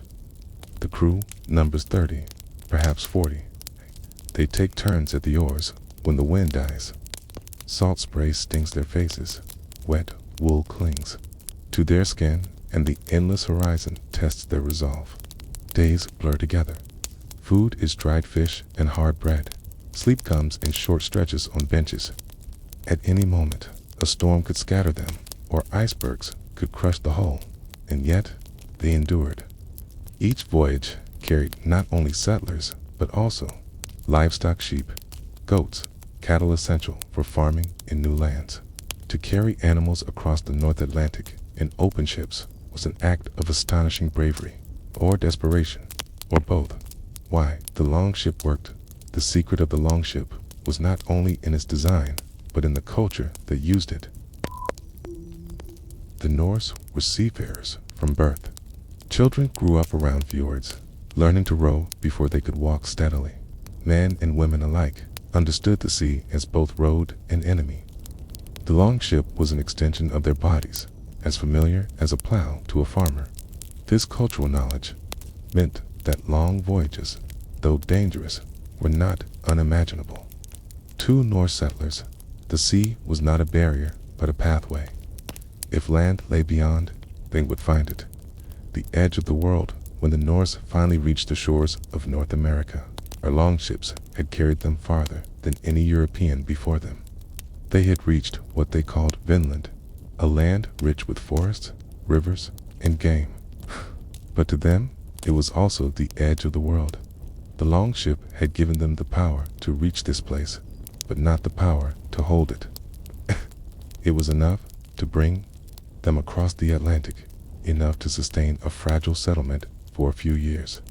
But it could not erase the distance, the storms, or the hostility of those who lived there.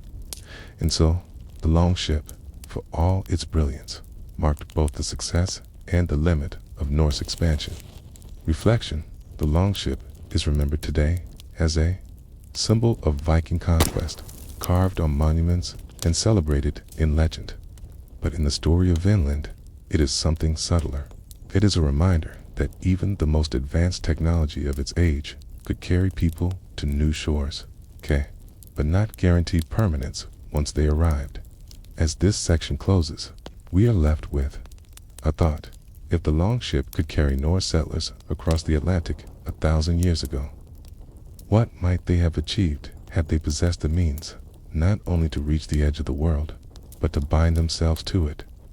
Asterisk, the longship may have been the most iconic symbol of Norse power, but it was also a practical tool, one that required constant planning, care, and knowledge to use effectively. Reaching Vinland was not a matter of simply setting sail into the unknown. It was the product of preparation, logistics, and the steady discipline of sailors who knew that a single mistake could mean death. Preparing for a voyage before a ship ever touched the sea, preparations began on land. Crews needed to be gathered, provisions stocked, tools repaired. A single nair could carry about 30 to 40 people, and each needed food, clothing, and equipment. Food was the first concern. Dried fish, hard bread, butter, cheese, and preserved meat were packed into barrels or sacks. Ale and water were stored in casks, though water often grew stale quickly. Every voyage required careful rationing. Too much food meant less space for cargo. Too little risked starvation. Settlers sometimes carried livestock, tethered in the hold, fed with hay or seaweed gathered along the way. To transport cows, sheep, or goats across the stormy North Atlantic was a challenge. But without them, farming in new lands would have been impossible. Clothing was another necessity. Woolen tunics, cloaks, and trousers protected sailors from cold winds, while cloaks lined with fur added warmth. Shoes of leather or sealskin shielded their feet, though salt water quickly wore them down. Every sailor knew the misery of damp wool. The smell of sweat and sea mingled. The endless fight to stay dry in a ship that was never fully sealed from the waves. Tools filled the gaps. Iron axes for cutting timber, adzes for shaping planks, hammers and nails for repairs were carried aboard. Without tools, a cracked hull or broken mast could not be fixed, and the sea would claim them. Spare sails and ropes were also stored, for storms shredded canvas and snapped rigging with ease. Finally came weapons. Even a merchant voyage carried swords, spears, and shields. The sea was dangerous, not only because of weather, but because of people. Rival crews, pirates, or hostile groups on distant shores might appear without warning. Weapons were both a defense and a signal of readiness. Life at sea once the ship left the fjord and entered the open sea. Daily life fell into rhythm. Square sail, woven from wool and treated with animal fat or tar to resist water, carried the ship forward when winds were fair. When the wind failed, men took up the oars, rowing in steady shifts that left their hands blistered and their shoulders aching. Sleeping quarters did not exist as we imagined them. Men slept on benches or beneath the deck, wrapped in cloaks, often wet from spray. Fires could not be lit, so meals were cold hardtack softened in water, dried fish chewed in silence. The watch was constant. 2 men stood at the prow, eyes searching for land, ice, or signs of change in the sea. Others watched the sail, adjusting ropes to catch the shifting wind. A helmsman guided the steering, or a heavy wooden blade fixed to the stern. His skill could mean the difference between safety and shipwreck. Storms were the greatest threat. When winds rose, sails were lowered and tied down. The crew took to the oars, fighting waves that towered higher than the mast. In these moments, fear was silent but thick. The sea could swallow a ship in minutes. And prayers to Thor or Christ alike rose into the gale. Despite these dangers, Norse sailors endured.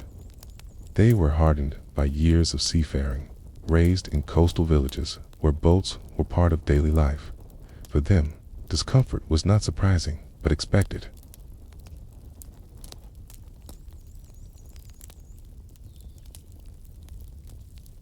Navigating the unknown, one of the most astonishing feats of the Norse was their ability to navigate without compasses or charts. Instead, they relied on experience and observation.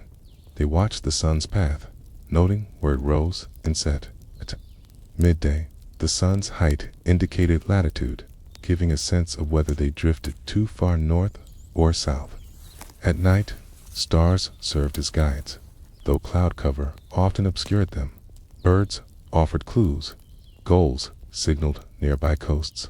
Quieting migratory patterns indicated direction.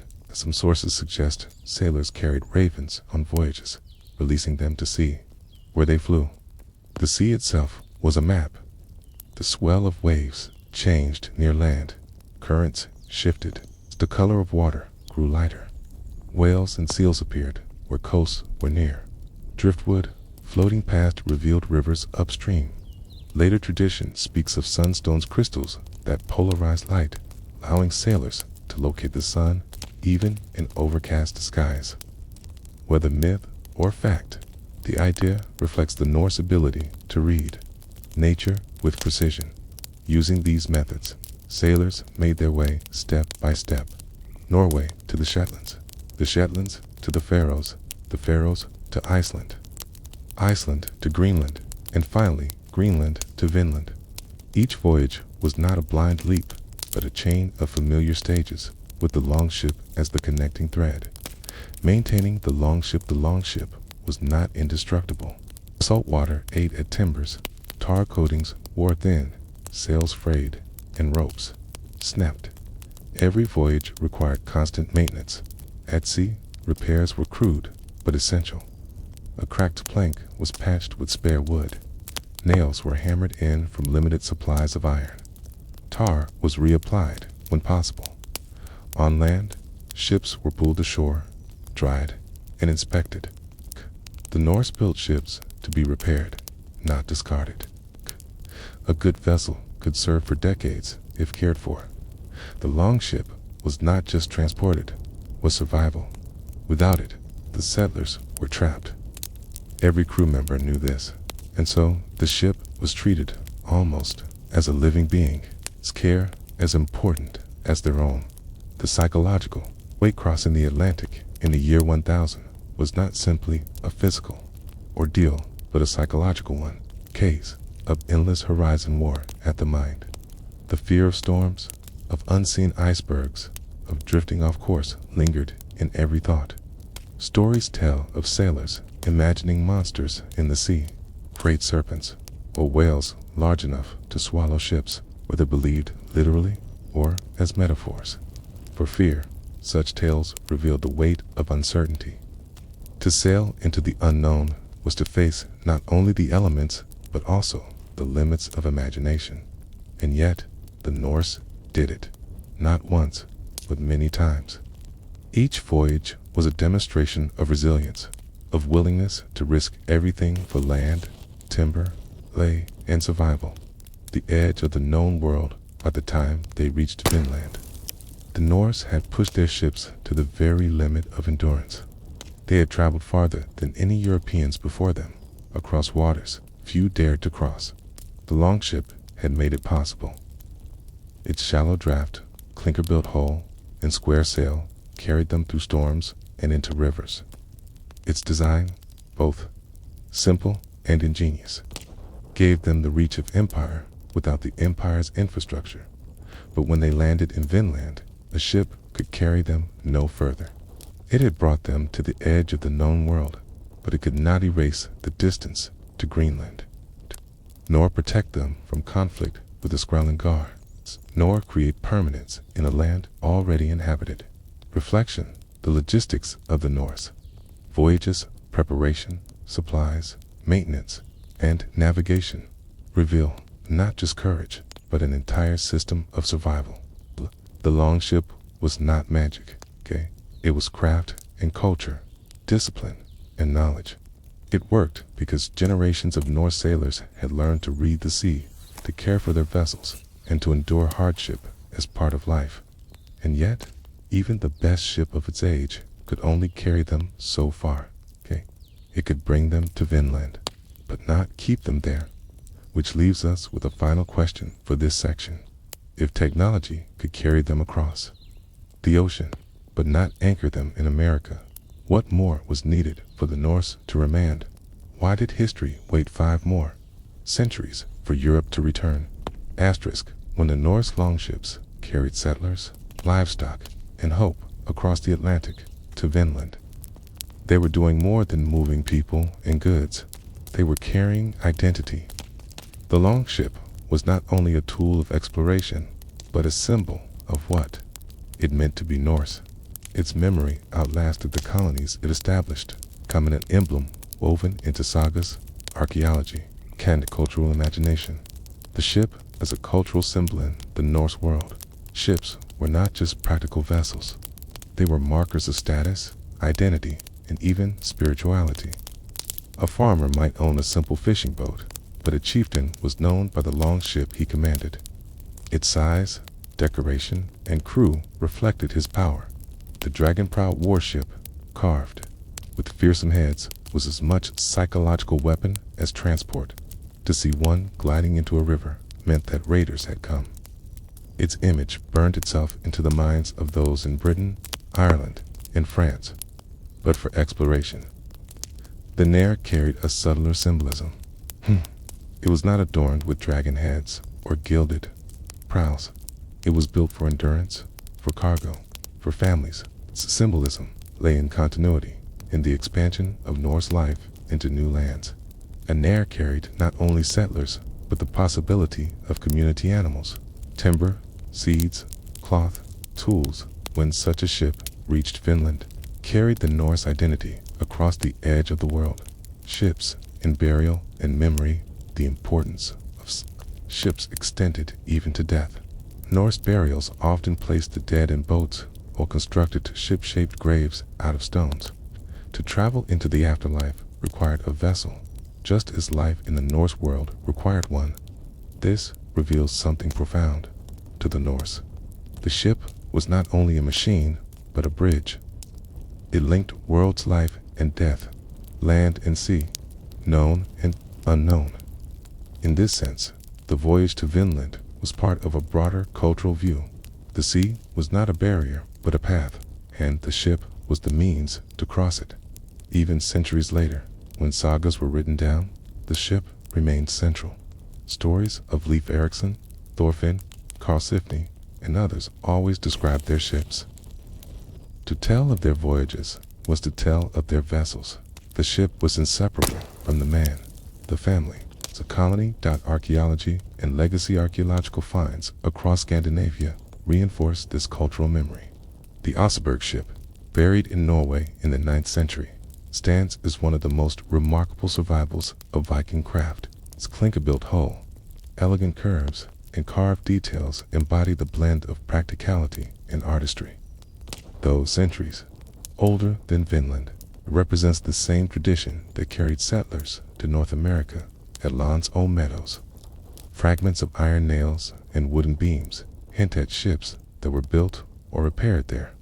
The settlement's very existence proves that ships not only reached, but functioned at the edge of the Atlantic. Each nail is a reminder of a ship maintained, a mast braced, a hull repaired after storm or voyage. Even when the colonies were abandoned, the technology lived on. Longships continued to be built in Scandinavia for centuries. Their descendants' boats and techniques shaped seafaring well into the medieval period. The memory of Vinland faded, but the cultural reverence for ships remained. The longship as identity. The longship symbolized more than transport. It was a vessel of resilience. To sail across oceans with no compass, no charts, and no guarantee of landfall required more than technology it required, a worldview that saw the sea as familiar. Even when it was hostile, for the Norse, to be part of a crew was to be part of a community. Each man and woman depended on the ship and on each other. Oars had to be pulled in rhythm, sails managed with precision, repairs made together. In this way, the longship was also a metaphor for Norse society, interdependent, resilient, always moving outward. This identity shaped how they remembered themselves. Sagas, glorified voyages, not static kingdoms. Heroes were those who crossed seas, reached distant shores, and returned with stories. Even when Vinland was lost, the act of having reached it became part of Norse pride. Limits of the symbol yet, the longship, for all its power, also symbolized the limits of Norse expansion. It could carry them across the Atlantic, but it could not make them stay. It could transport livestock, timber, and families, but it could not protect them from distance, climate, or conflict. The longship is remembered as a symbol of freedom, but for those in Vinland, it was also a tether. It tied them back to Greenland, to Iceland, to Norway. Without the ship, they could not survive, but with it, they could always leave. And so, when fear outweighed opportunity, when conflict outweighed resources, they used the longship not to endure, but to retreat. Reflection: the story of the Norse in Vinland cannot be told without the longship. It was the vessel that carried them to the edge of the world, the tool that enabled them to see America. When the Norse crossed the Atlantic and reached Vinland, they brought with them not only their ships and tools, but also their expectations of how to live. To survive, they needed food, and food was not simply sustenance, was culture, tradition, and the daily rhythm of life. The story of the Norse in North America is not only about voyages and battles, but about meals eaten in turf houses, hunts through unfamiliar forests, and attempts to replicate the diet of Iceland and Greenland in a new world. The Norse diet at home. Before looking at Vinland, it is helpful to understand what the Norse normally ate. In Iceland and Greenland, meals were shaped by scarcity. Sheep, goats, and cattle provided milk, cheese, butter, and some meat. Barley was grown in Iceland, though Greenland's climate made grain difficult. Dried fish and seal meat were staples, supplemented by wild berries in summer. Ale, mead, and occasionally imported wine-flavored celebrations. Meals were simple but hearty. A typical dish might be a stew of meat and root vegetables, cooked slowly in a cauldron over the hearth. Bread, when grain was available, was dense, and of course, dairy products, curds, whey, skyr, a yogurt-like dish, were central. For Greenlanders especially, milk products filled gaps that farming could not. This was the diet settlers carried with them in expectation to Vinland. But the new land offered both challenges and opportunities that reshaped what they ate. First, impressions of Vinland. The sagas describe Vinland as a place of abundance, and much of that abundance was framed in terms of food. Grapes, salmon, game, animals, and fertile fields are emphasized again and again. To Norse ears, these descriptions were more than poetic, they were practical. Grapes meant wine. Salmon meant easy protein. Fertile land meant the possibility of barley and livestock. The first explorers must have been astonished. Greenland was harsh, its soils thin, its winters brutal. In Vinland, they found rivers alive with fish, forests rich in game, and land that seemed capable of sustaining farming, food. Then was not only a promise of survival, but also one of the strongest reasons for their attempted settlements. Hunting in the New World, hunting formed the backbone of the Vinland diet. Caribou roamed in herds, their meat rich and their hides essential for clothing. Black bears, dangerous but plentiful, offered both food and fur. Smaller animals, hares, foxes, beavers, provided variety. The Norse were no strangers to hunting, but they had to adapt to new species and landscapes. In Greenland, seal hunting was crucial. In Iceland, reindeer and birds supplemented diets. In Vinland, settlers had to learn migration patterns, forest trails, and the behavior of animals they had never seen before. Hunting was communal. Men set out with bows, spears, and dogs, tracking game through forest and snow. The kill was carried back, butchered, and preserved. Meat could be eaten fresh, dried, or smoked. Bones were boiled for broth, sinews used for binding, hides tanned for clothing. Nothing was wasted. The sagas suggest that the sheer availability of game amazed the settlers. Compared to Greenland, where each animal was precious, Vinland seemed generous. But abundance could not erase danger. A hunt could lead to ambush by Skrellingar. Forests could disorient newcomers. Bears could kill the unwary. Fishing as daily. Life if hunting was occasional, fishing was daily. The sagas emphasized salmon so large and plentiful that they seemed endless. Cod, too, must have been abundant, as they were along every northern coast. Fishing required little risk compared to hunting, but it demanded labor. Nets were woven from wool or plant fibers, weighted with stones. Caves of bone or iron caught individual fish. Canoes may have been copied from indigenous designs, though the Norse also used their own boats for rivers and coasts.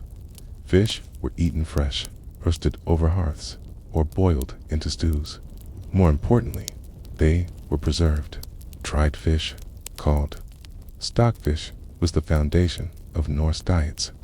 In Vinland, settlers hung fish on racks in the cold air, hardening them into a durable staple. Such stores were critical for winter, when rivers froze and hunting grew scarce. The presence of salmon, in particular, carried symbolic weight. To Norse settlers, it confirmed that this land could sustain them as Iceland and Greenland could not. Gathering and foraging, the Norse also gathered what the land offered. Berries, blueberries, cranberries, raspberries were plentiful in summer. Nuts added fat to the diet, and the discovery of butternuts and Norse sites shows that they traveled south to gather them. These were especially important because butternuts did not grow in Newfoundland, meaning they had to be carried from farther south. Mushrooms, edible greens, and wild plants may also have been collected. Women and children likely did much of this work, supplementing the meat-heavy diet with vitamins and variety. Foraging was essential not only for survival, but also for preventing diseases like scurvy, which plagued northern communities without access to fresh produce. Brewing and the grapes of Vinland. One of the most famous details in the sagas is the presence of grapes in Vinland. The name itself, Vinland, has often been translated as land of wine. To Norse settlers, grapes meant the possibility of brewing wine, a luxury they rarely enjoyed in Greenland. Whether these were true grapes or another berry, the symbolism mattered. Wine was not only a drink, but a marker of civilization and celebration. To brew it in Vinland would have tied the settlement to wider European traditions, giving it cultural as well as practical significance. Beer and mead were also brewed. Barley, if it could be grown, provided grain for ale. Honey, rare in Greenland, may have been found in limited quantities from wild bees, allowing for mead. These drinks were not luxuries, but staples of Norse feasting, binding communities together in longhouses where stories were told and sagas sung. New balance of food. The Norse diet in Vinland was therefore a balance of old and new. Pate, broad, livestock and dairy traditions, but relied heavily on local hunting and fishing. They preserved food with methods they knew: drying, smoking, salting, but applied them to new species. They gathered berries and nuts unfamiliar to them, incorporating them into meals. This blend reflected both resilience and fragility. The settlers adapted quickly, but their reliance on hunting and fishing tied them to landscapes they did not fully control. A harsh winter, a failed hunt, or hostility from locals could cut them off from food. In the end, food in Vinland symbolized both possibility and limitation. It showed that survival was possible, even comfortable. But it also showed that comfort depended on fragile balance. It's easily disrupted. Reflection food tells us much about the Norse in Vinland. Shows their adaptability, their ingenuity, their willingness to use new resources. It also shows their vulnerability, the dependence on game, the limits of farming, the fragility of trade. And it leaves us with a question. If Vinland was a land of such abundance, why was food not enough to hold the settlers there? Asterix food in Vinland was not only about abundance, it was about effort, experiment, and the tension between old traditions and new possibilities. The settlers did not arrive as blank slates. They brought with them the knowledge of farming, dairying, and brewing from Iceland and Greenland. Yet, in the unfamiliar climate of North America, these practices were tested in ways both promising and precarious. Farming. Temps in Vinland, the Norse were farmers as much as they were sailors. Even in Greenland, where conditions were marginal, settlers kept cattle, sheep, and goats, growing hay in the short summer to feed them through the long winter. Barley, though difficult, was attempted. Farming was central to Norse identity. It meant stability, households, inheritance. In Vinland, the land seemed at first ideal. The sagas described fields that could be cleared, fertile soils, and longer growing seasons than in Greenland. Archaeology at Lance O Meadows shows evidence that the settlers may have planted barley. Pollen grains and carbonized seeds hint that attempts were made to cultivate crops familiar to them. But farming was not simple. Clearing land required time and labor. Timber had to be felled, stumps pulled, stones removed. The soil, though fertile, required understanding of new cycles, rains, and pests. Unlike in Greenland, where every meadow was precious, in Vinland land was abundant but strange. Squattlers had to learn quickly or fail. Livestock posed another challenge. Bringing animals across the Atlantic was no small feat. Sheep and goats may have survived the journey, tethered in the holds of nares, fed on dried hay and seaweed. Cattle were more difficult, and evidence for them in Vinland is sparse. The few animals carried over were precious, representing both food and investment. Asterisk.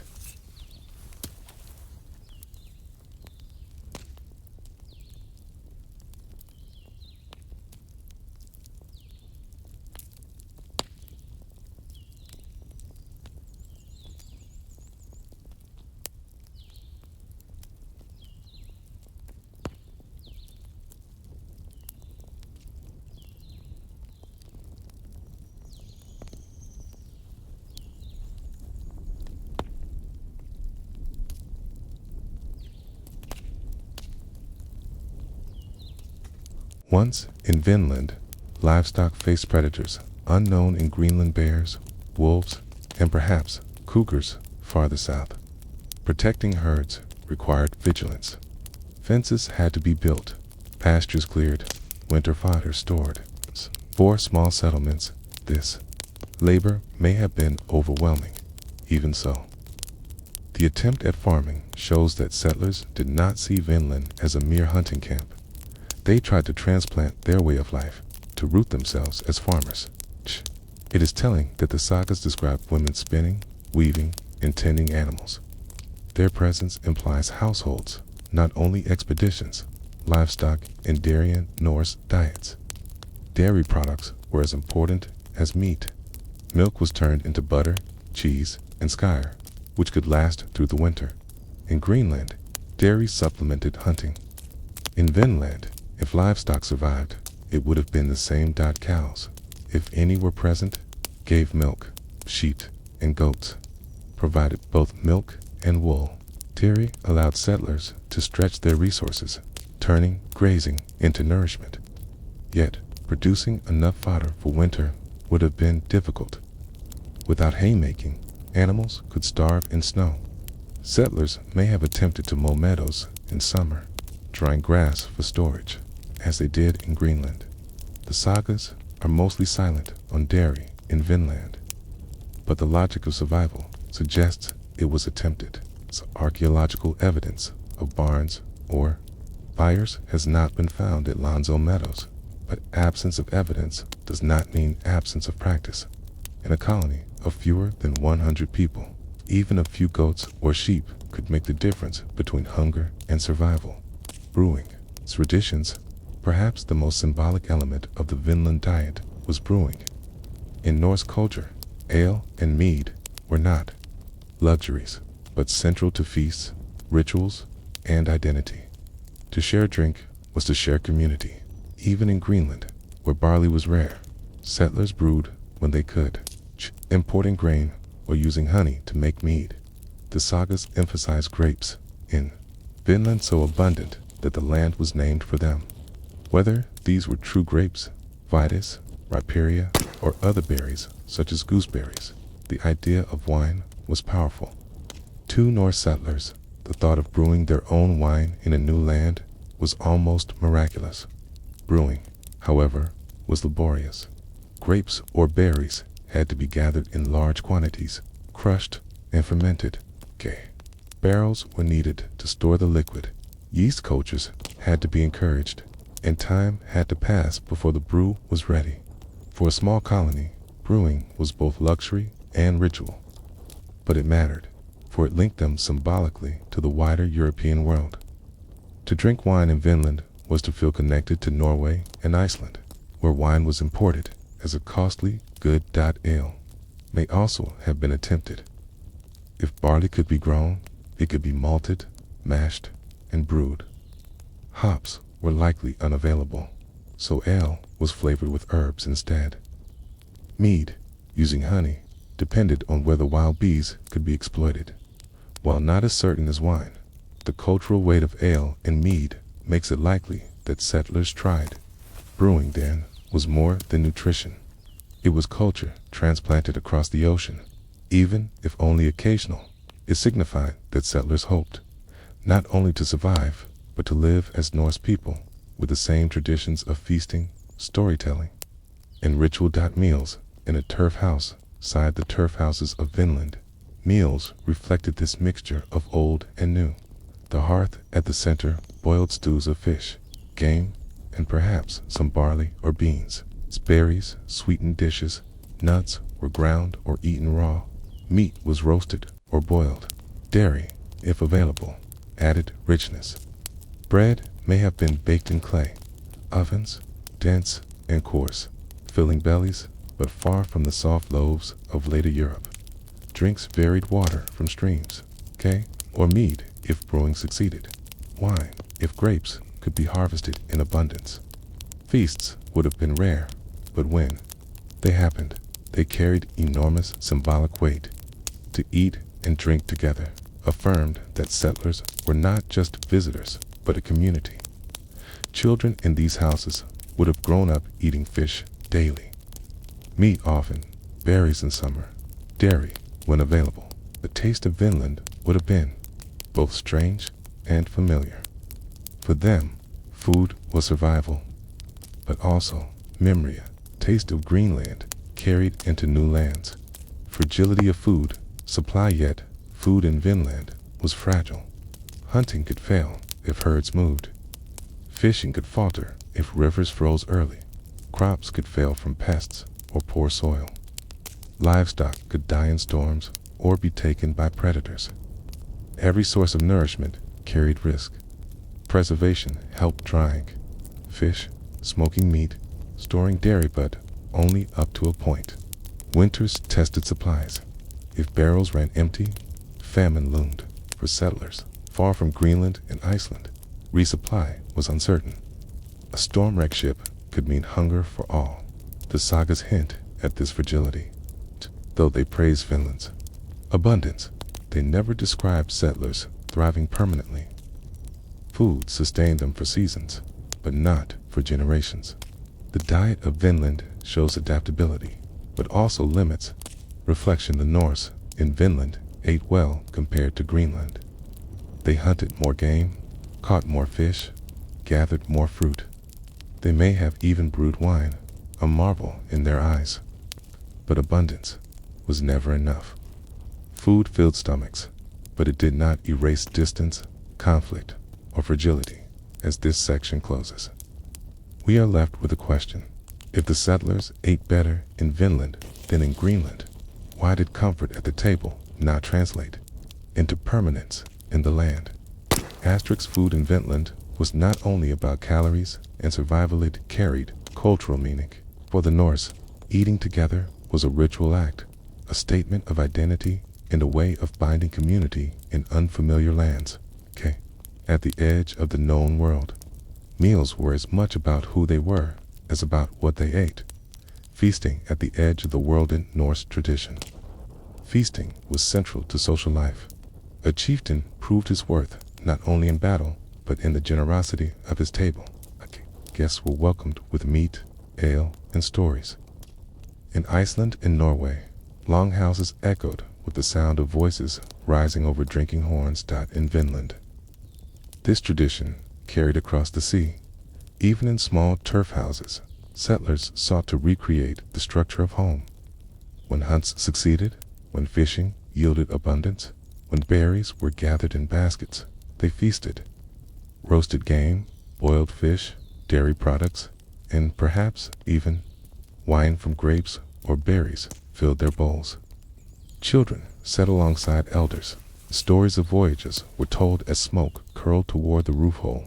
Such feasts had a deeper meaning.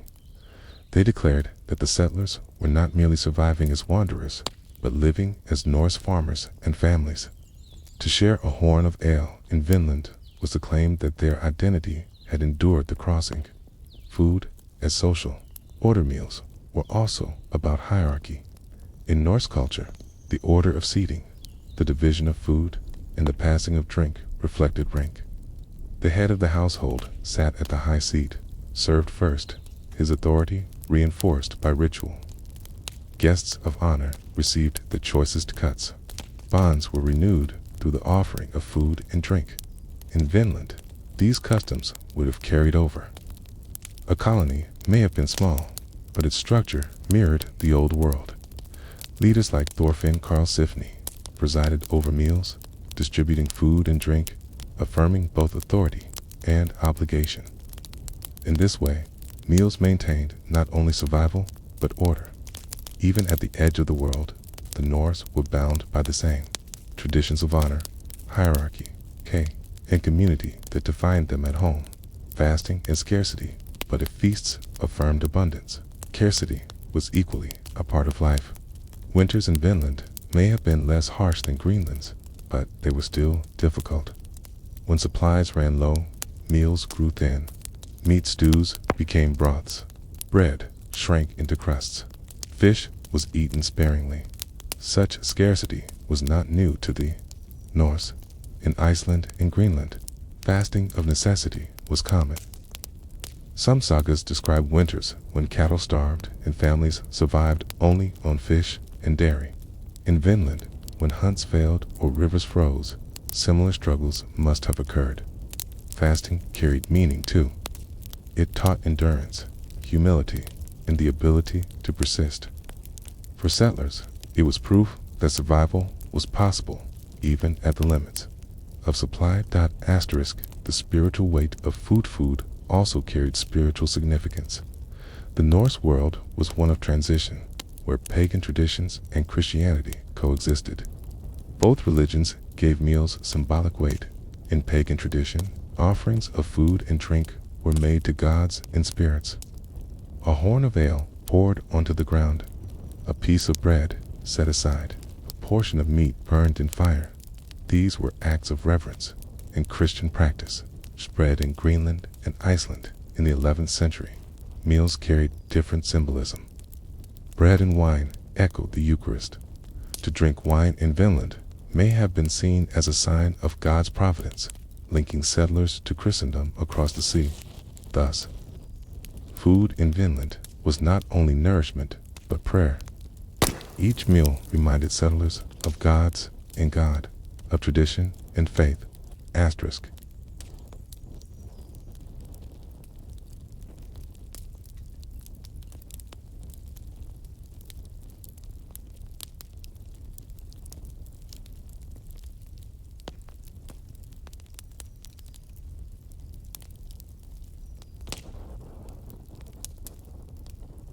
Food as connection to home. The settlers' attempts to replicate their diet raising livestock, planting barley, brewing aleware, also attempts to stay connected to home. Every sip of ale, every bite of cheese, every loaf of bread tied them to Iceland, Norway, and Greenland. Even new food scrapes, butternuts, salmon were absorbed into this framework. They were not eaten as novelties, but incorporated into the old rhythms. Salmon boiled in stews, grapes turned into wine, nuts ground into flour. The Norse did not abandon their traditions. They adapted them. In this way, the Vinland diet became a bridge linking the old world to the new, carrying memory across the Atlantic. Why food was not enough, and yet, for all its abundance, food did not keep the Norse in Vinland. They ate better there than in Greenland. They feasted, brewed, hunted, and gathered. They enjoyed grapes unknown at home and salmon, more plentiful than in Iceland. But food could not overcome other limits: distance, conflict, fragility. A colony needs more than full stomachs. It needs peace, connection, and continuity. The Skrællingar resisted their presence. Greenland was too far to supply reinforcements. Ships were too fragile to guarantee resupply. Food sustained them for seasons, but it could not anchor them for centuries. In the end, abundance was not enough. The settlers returned home. Their diet in Vinland, remembered only in sagas. Reflection food tells the quiet story of Vinland. It reveals how settlers tried to live as Norse, not only as wanderers. It shows how they feasted in triumph, fasted in scarcity, and infused meals with social and spiritual meaning. But it also reveals the limits of abundance. For the Norse, Vinland's food was rich, but survival required more than diet. It required permanence, and permanence proved elusive. So we are left with a question. If even the promise of full bellies and warm feasts could not hold the Norse in America, what does this say about the true weight of survival in history?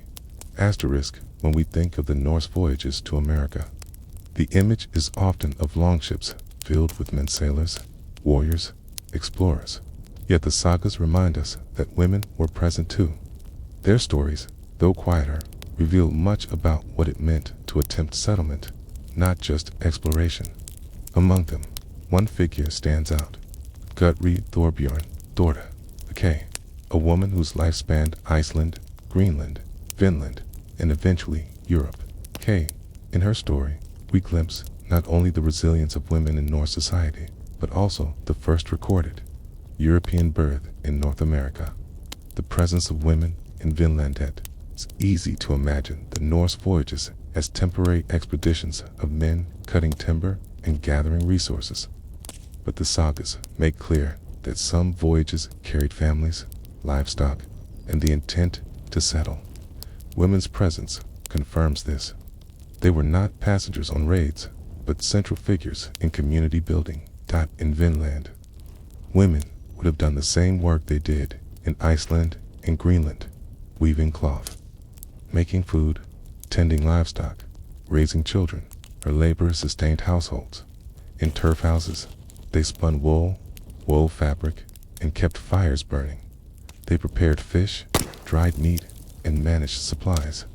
Without them, survival was impossible. Women also brought continuity. Their presence signaled that Vinland was not merely a camp, but a colony, however brief. Families meant roots, inheritance, future. Gudrid, Thorbjornardad's story is remarkable, even beyond Vinland. Born in Iceland around the year 980, she grew up in a world already shaped by Norse expansion. She traveled to Greenland with her father, married twice, and eventually joined Thorfinn Karlsefni's expedition to Vinland. The sagas describe her as intelligent, respected, and pious. Later traditions even cast her as a pilgrim to Rome, meeting the Pope. She lived into old age, ending her life in an Icelandic convent. Hers was a life of movement, resilience, and adaptability. In Vinland, her story reached its most symbolic moment, the birth of Snorri, the saga of Eric the Red, Gudrid. And Thorfinn settled in Vinland with a group of settlers. During their time there, Gudrid gave birth to a son, Snorri Thorfinnsson. This child is remembered as the first European born in North America. The image is powerful, in a turf house far from Iceland, surrounded by forests and rivers unknown to her ancestors. Gudrid labored and brought forth a child. Outside, men guarded